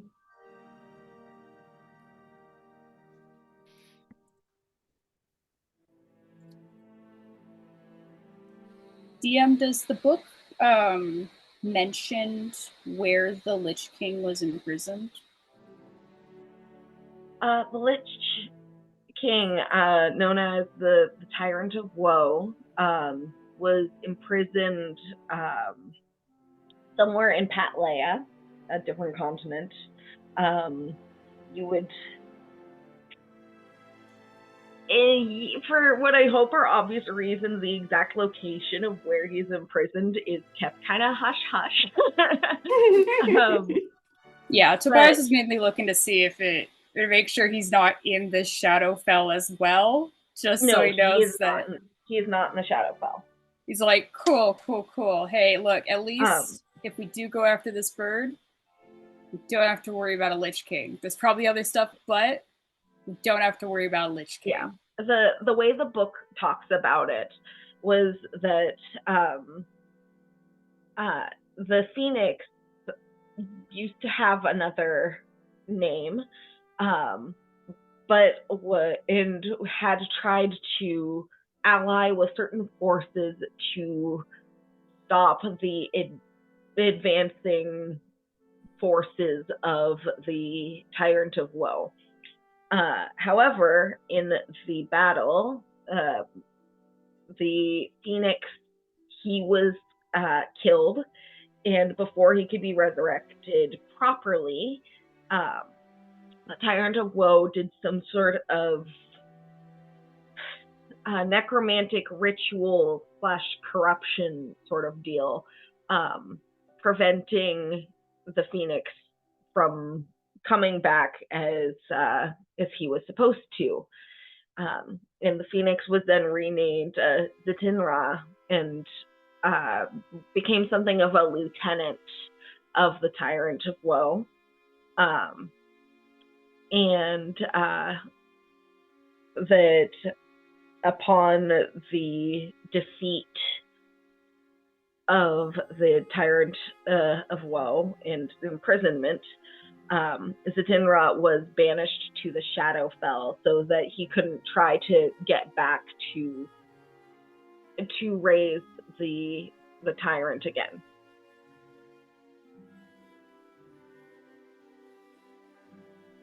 I see. Okay.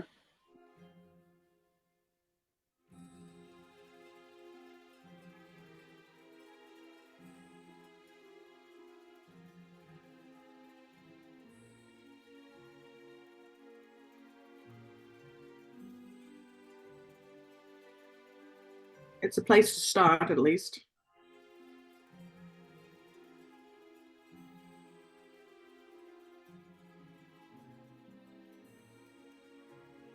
It sounds like our options are to go off plane or start by heading north.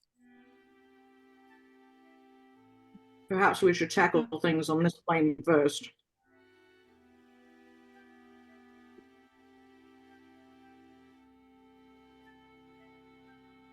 How are we even going to get to the Shadowfell?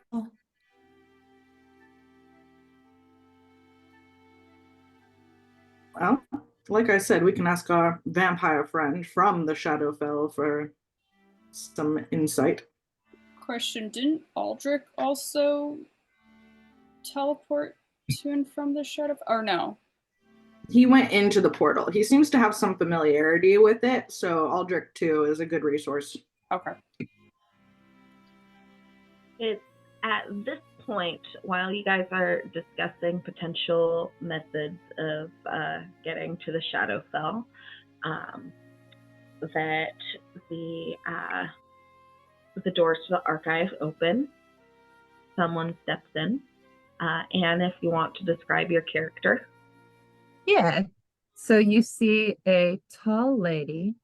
She's got blue and white face paint, and it looks almost as if she looks almost porcelain in nature in the way that she's colored. She's wearing a blue and white kimono with summer patterns on it, and her hair is deep blue. Her eyes are gold. She comes in with a tray of what looks like tiny paper cups, and she's got a pipe in one hand that she's blowing little monsters out of. And if you look in the smoke, they look like teeny tiny little monsters. And it's at this point that she goes, dreams, dreams, dreams for sale. Get your dreams. She approaches your group.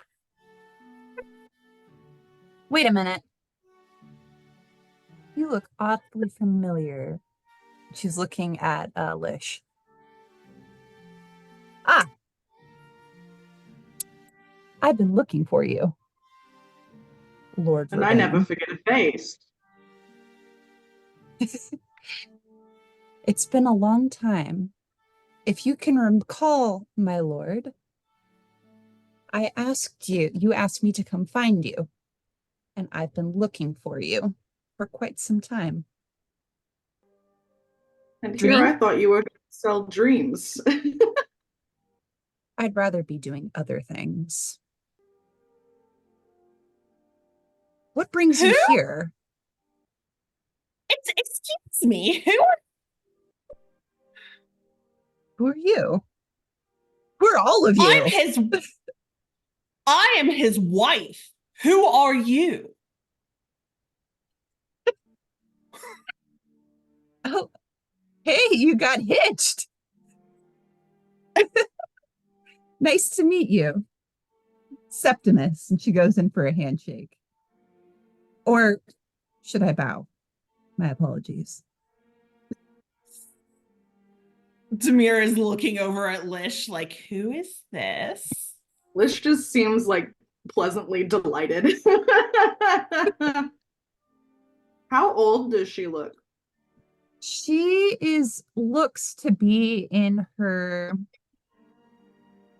later 20s. Mm-hmm. But she's elven in nature. She's got the pointed ears. Mm-hmm. So, what brings you here? Well, we're on a quest of a sort. What brings you here with your tasting cups? I'm just trying to get my pottery business off the ground. But let's be real. Yeah, I don't know if you remember, but the Grey Veils, DM, did you have a last name for my character, or can I invent that? Your character, your name. You get to pick. Okay. The Grey Veils do want me to be in the Summer Court, but I'd really rather stay. I'd really rather work on my pottery business, to be honest, my lord. So I'm fleeing right now. Ah, I see. It wouldn't be the first time, as you know. She takes a little puff. I mean, it certainly seems like you're well on your way to making your dream come true. Why have you been looking for me? Because my parents are still looking for me. Because they want me under Titania's rule. It And isn't I'd a really, bad place to be. I want my freedom. You said for me, you said to find you. When And you got a little older. well, I am quite a bit older, wouldn't you say? Should never ask a lady about her age or what are the other things you're never supposed to ask about. Oh, Lish, always the gentleman.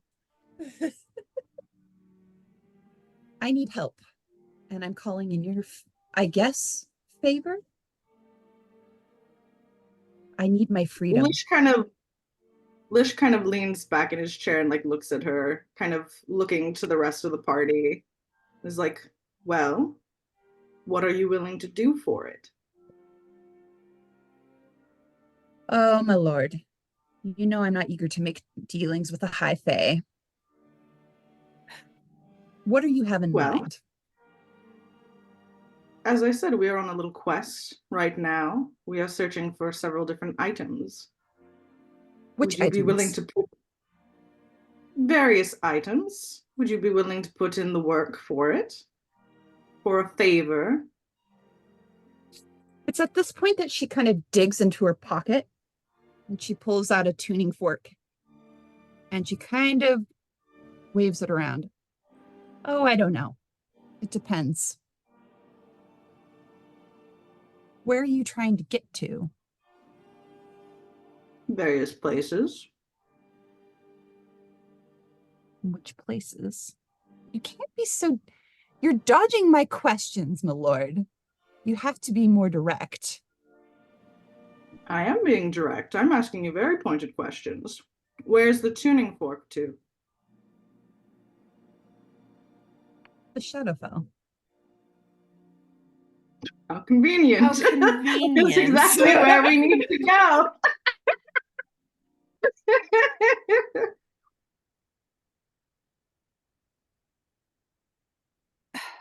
I'm sorry. Are you from Titania's court? Is that what I'm getting here? Yeah, kinda. I don't want to be. She is a young up-and-coming dreamweaver, aspiring potter. I do what I can. But here's the thing. What's your name? She looks at Demir. You can call me Demir. Demir. I don't want to belong to a court. I want to see the world. Titania has kind of a chokehold on me. And my parents, they have a very specific route planned for me. I want the freedom to explore and make my own craft. I don't really care about these. And she gestures to the liquid that she's holding. I want to forge my own path. I'm looking for help to do so, but it isn't easy to leave a court. Are you sworn to Titania? By force. So have you sworn, or have you just been coerced by your birth?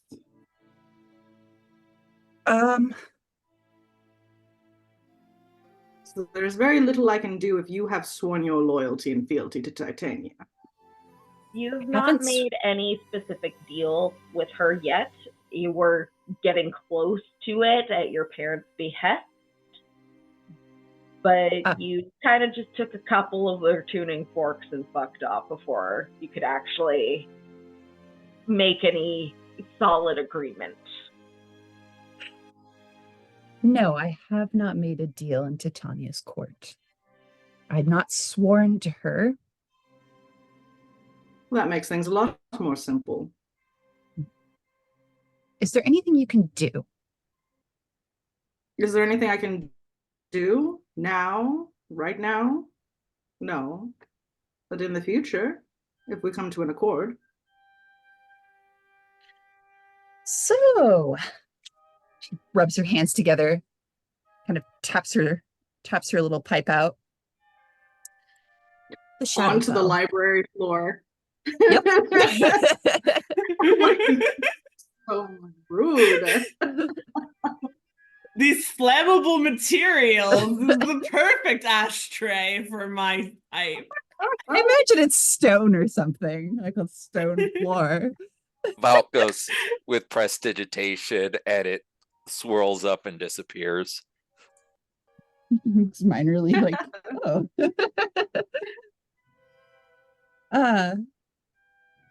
So these items, care to tell me a little bit more about them?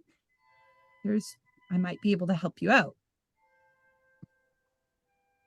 He kind of looks to the rest of the party. What do you think?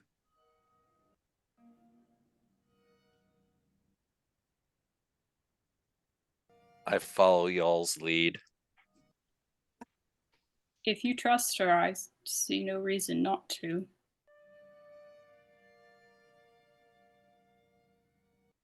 She starts fiddling with the tuning fork. I'm trustworthy, honest.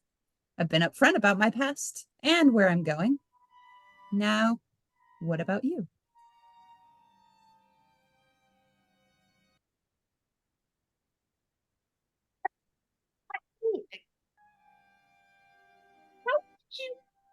You just ran away from the fairy court and they just let you. I'm pretty good at trying to get away from Fae courts. You have no idea how many attempts I have gone through. I've been successful a couple of times, but this is the best one by far. I'm pretty impressed with myself, if I do say so myself. And there isn't a horde of angry fairies waiting around the corner to come and fetch you at any moment. Hey, I'll be up front, no promises. How about that Shadowfell?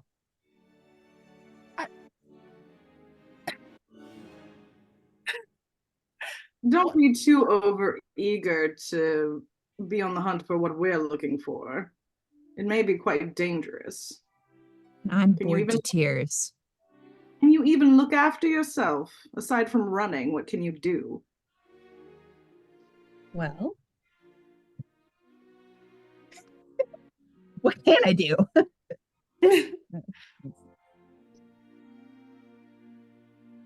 I'm a druid. I'm pretty good at spell casting, and I'm not half bad in a fight. And I pull out my scimitars. I can take care of myself. I'm eager to show you what I can do, my lord.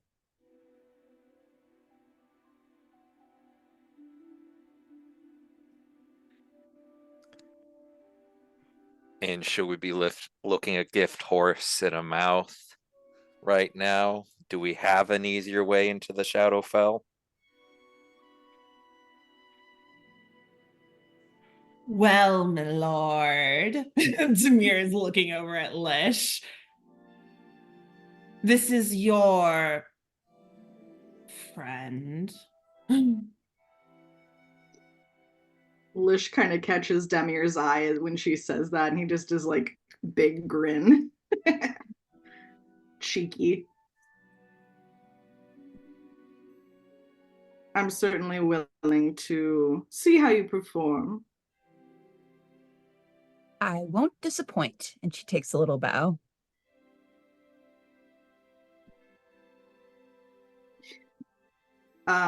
Tobias, you still have the poem.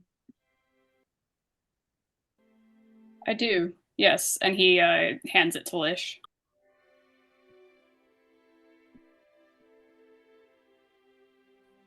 And Lish will hand the scroll over to Septimus to look over.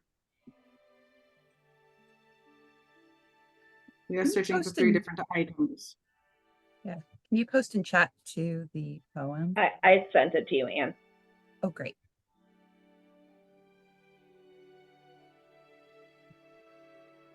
Go ahead, Ken. What were you saying? Kenzo. I gave you the poem to read. Oh, okay. Also, Anne, do you mind if I share your character art into the Discord server so people can see? Yeah, it's not finalized, but go for it.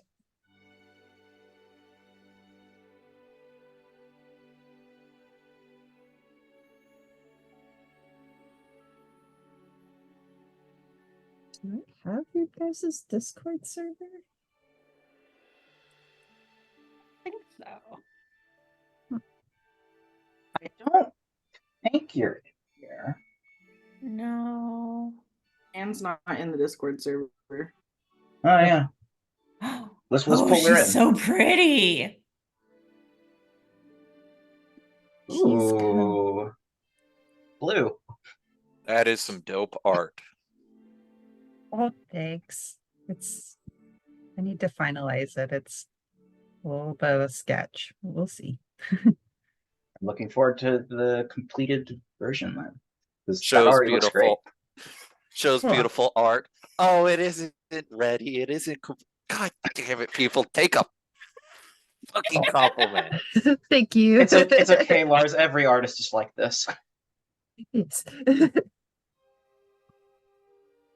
Anyway, Demir just kind of looks over at Lish while Septimus is reading the scroll, and she's just like barrel, like just absolutely glaring holes into this man's forehead. Like, Why?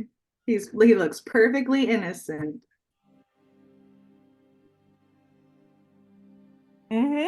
yeah, she is like making 1,000,001 like insight checks into Lish, into Septimus, into whatever dynamic they have going. Like, she does not trust.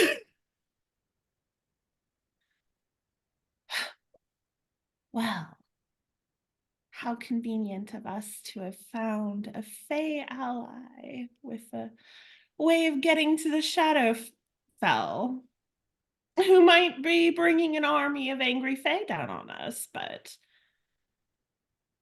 Pretty convenient. Who are the How is rest of that you? any different than usual? You I'm looking know, over at like Tobias and the rest of the group. She's like, who are you? How did you guys meet? Why are you traveling together? what's Woke up that in the said out field loud? and time shenanigans. And then he just does a peace sign.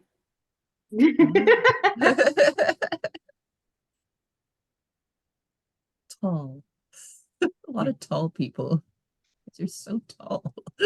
Yeah, you have to look down at this automaton. Like he does not have the wooden mask on. It's like sort of fastened at the hip, kind of. Bronze face, no facial features whatsoever. Two green eyes, like lights, basically. He's just sort of looking up and down over Septimus, was it? Yes. Septimus. Just been like, huh. Oh, right. I'm Hawk. It's nice to meet you. Nice to meet you. Valk. At which point, or Valkyria Lightbringer. No, I'm not going by light. Valkyria Grace. At which point, very large woman in like black and steelish plate with gold trim, with a gray tabard and a head covering and veil, so you're only seeing like this much of her face, and reaches out to shake your hand. She shakes your hand. Your character is like one of the biblically accurate angels, right, Lars? That's her. All that's hidden at the moment, but yes. Oh, okay. All right. Yeah, She's I'd going take your hand. through a molt, and so it's covering up her chicken wings. She's like looking at the gray. I imagine it's kind of gray and poofed out a little bit. So she's like looking behind your veil. I don't know. With the shape. Well, it's nice to meet you all. DM, if we wanted to go to the Shadowfell, well, I guess I'll ask you guys. So, do you want to leave now or We may want to rest for the evening and then leave in the morning when we feel prepared. The okay? Shadowfell is full of things. It might be wise to pick up odds and ends that might help us out as well. I'm not sure if I'm ready to fight whatever's in the Shadowfell. There is still the matter of at least one of the items on this plane. I worry about shifting between them, given that Aldrich suggested there were problems getting to and from, even with a tuning fork. If you would give us passage to the Shadowfell, could you also guarantee that we could come back? Or is it a one-way portal? I have a prime material plane fork already. So Yes, but I have the ticket back. did Demir just not say that Aldrich warned us that it might not work? Well, Septimus, you arrived here how long ago? Well, probably a couple of weeks ago. And how was your journey through the plains? You haven't gotten Septimus. splinched, have you? Septimus, you know that both here and the Feywild, cannot speak for other planes, but there have been holes starting to appear. Once you took the tuning forks from your parents, you managed to find one of these holes, and we're lucky that it happened to land on the material plane rather than somewhere a little more dangerous. I love this. Okay. No problems. I had zero problems getting here whatsoever. Well, there you go, from the horse's mouth.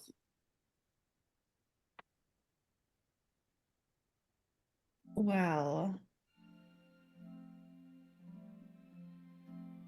We need to get back to the material plane no matter what order we do things in, after all. Gotta pick up your mom and figure out the remainder of our issues here. Potentially twice, if we can't travel from the Shadowfell straight to the Feywild, or vice versa.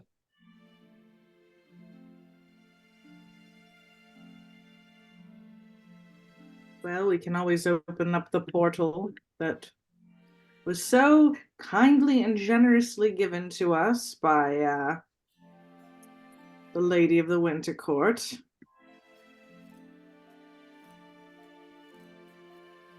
oh yes, we do have a way of getting to the Feywilds.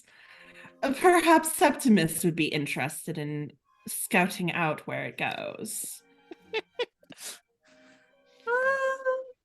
You are familiar with the Feywild, right? Oh yeah. You would know 100%. where it's. Well, we have a hole to it. We don't know where it goes, and we've been a little hesitant to go exploring. Perhaps you might be familiar with the landscape if we were to open it for you. Depends on where it would lead. Who's to say? It's an adventure either way. I'm very familiar with the Summer Court. I'm not so familiar. I've been outside to a couple of the other courts, milady.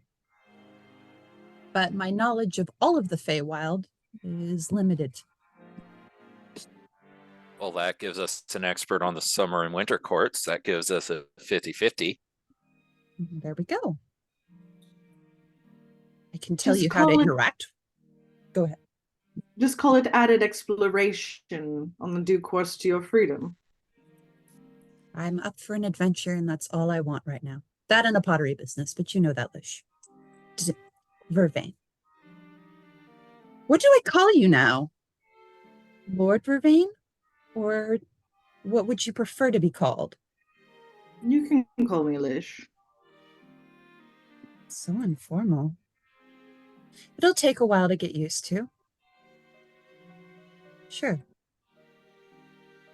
Anything, it might be hard for some of us, to start calling him his other name if he presses that upon us at some point. Perhaps you'll find that it comes more naturally than you think. Perhaps. Well, do you have a place to stay? Not in town. Here, That's what I've been doing. Staying at the archive. I don't know if our house has room for us all. we've usually stayed at inns, haven't we? Yes. There is one here that I'm fairly acquainted with, so. Wait, is this town where I won bed and board, or is that in Legacy Quarry? It's Legacy Quarry. Never mind then. Well, we could always hike out of town and set up the fortress if we're wanting to be cheap. I think some of us would rather have a bed, but I'm up for either. And she, you'll notice that she has a giant jug on the back of her back. It almost looks like an urn. It's blue and white in pattern, and it's very intricately detailed. She pulls it out and she starts dumping the little paper cups back into the jug and then hoists it back on her back. Throwing the little paper cups on the ground. She put them in the trash. What is that? You said earlier it was dreams? Mm-hmm. Yes. I mean, Liquid dreams? yes. Lish is probably familiar. Titania has had me brewing them, but they come out with sort of mixed results. Any takers? I could always give a free sample. a brewer and a potter. Huh. Sure. I'll try one, if that's okay. She uncorks the, well, would it be a cork? No, it wouldn't be a cork. She goes in and she pours out a teeny tiny little paper cup. It's huge, like the jug is huge, so it takes a second for her to like dump teeny tiny little bit, but she's good at balancing it, and then she kind of passes it to Demir. I'll give it a little sippy sip. All right.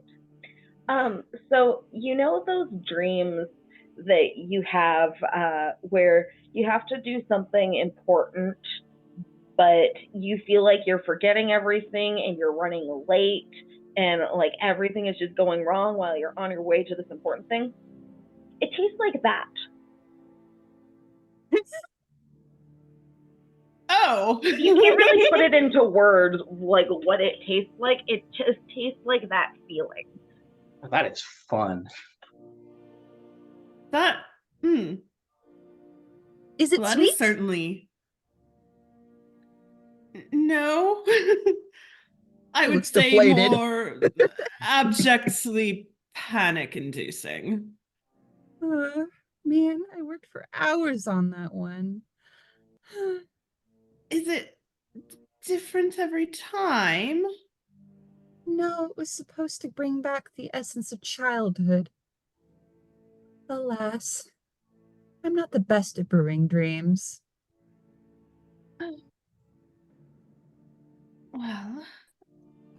Well, it sounds like you might have gotten the essence of childhood anyway. I'm willing to give it a go. She pours you a little Dixie cup fill and passes it to you. All right. Falk, you take a sip, and it tastes like the feeling of giving a speech in front of everyone you've ever known, including your family, but you're naked.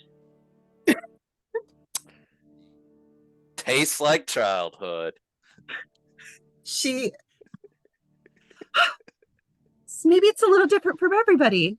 That's wonderful. Was it like a sweetness feeling, like a kind of dreamy essence? Give me notes. Give me notes. I need to know where I improve.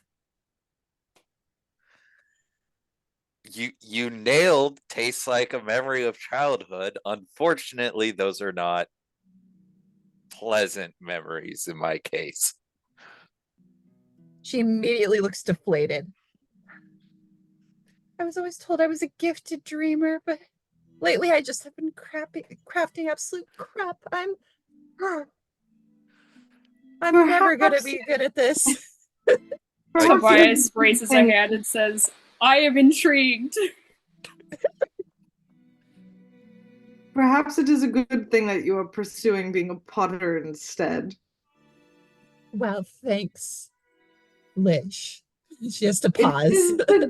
It is the dream that you've said you wanted. But I've been working for years at this. I just maybe not have I'm not maybe as passionate about it.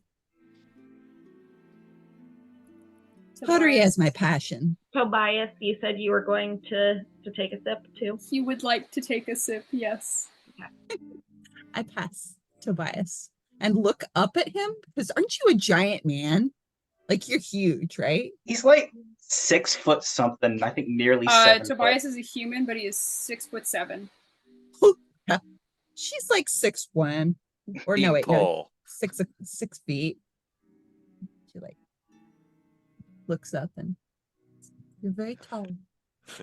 I get that a lot. So Tobias, you take a sip of this, and you have this sensation, the taste sensation of taking a test, but you can't remember any of the answers, and also your teeth are falling out.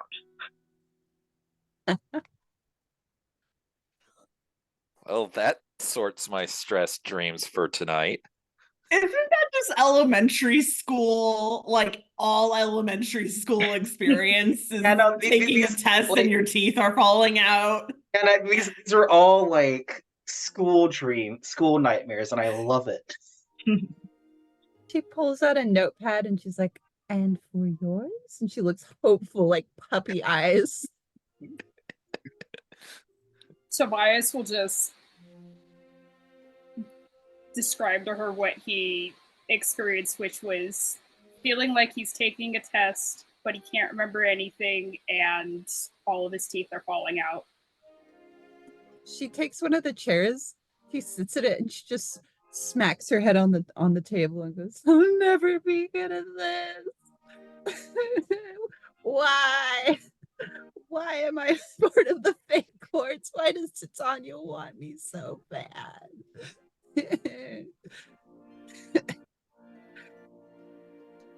And she pulls herself off the table. Okay. I'm sure it's just a bad batch. It's just a bad batch. It's nothing like a good old imposter syndrome in the evening, right? Let's go to someplace else. You want to get something non-dream to drink? That would be nice. Thanks. Lemonade, maybe? Yeah, okay. We have been to Appius enough that I am fairly familiar with the pubs around the archives. So Demir is at least going to lead the charge towards the pub. All right. As I mentioned before, there's the Hornet's Nest, the Red Cap's Rest, and Melira's Rose. And then the brothel, but you know. Hey, do you want to go to the brothel? Hey, let's go to the brothel. We've been to the Red Cap's Rest. Have we been to the first one before? I don't remember what The the Hornet's name was. Nest is where the drug The den is. Hornet's Nest. Oh yes, the drug den. Yes, actually. The mirror might start heading that way if someone doesn't stop her. Well, Valk wants to get white girl wasted, so Wait, where is it that Jammer's trying to take them? The one with the drug den in it. Tobias is like, let's not do that this time, please. What? Fine. Drug den? There's a drug den in a hatch in the floor, right? Something like that. Yeah. You guys gone there yet? We did when we Yes. came back, just to Toby, Demir, and Lish that one time, I think. Yeah. Sounds like fun. Well, I do have drugs in my pocket if you want to do those, but let's start with just a night. Start with a night. She raises a blue eyebrow at him. Well, while you all do that, I think I'm going to see about cold iron. I have a feeling we're going to need a lot of it. All right. And that seems like as good a place as any to wrap up session for the day. Since Toby objected, Demir will lead them to the Red Cap's Rest instead. Okay. All right. Thanks for playing, guys. Yeah. Thank you. I am. Oh my I am God. I'm so disappointed at myself that I got up like right before Anne's character got introduced. That feels like such awful timing, but that's why we have recordings. That's how it goes. I love her so much. I love her already. This character design has gas. It's great. why does it have disaster aunt / bisexual energy? Got all the bisexual vibes. I mean, she's panned. Anyway, thanks for playing, guys. Thank you. For fun. Thank you for setting all this up. Like, man. Why am I Next waving at the week. camera with the camera off? Oh no. We'll see you next time. Thank you. Oh, bye. See you later. Bye. See ya.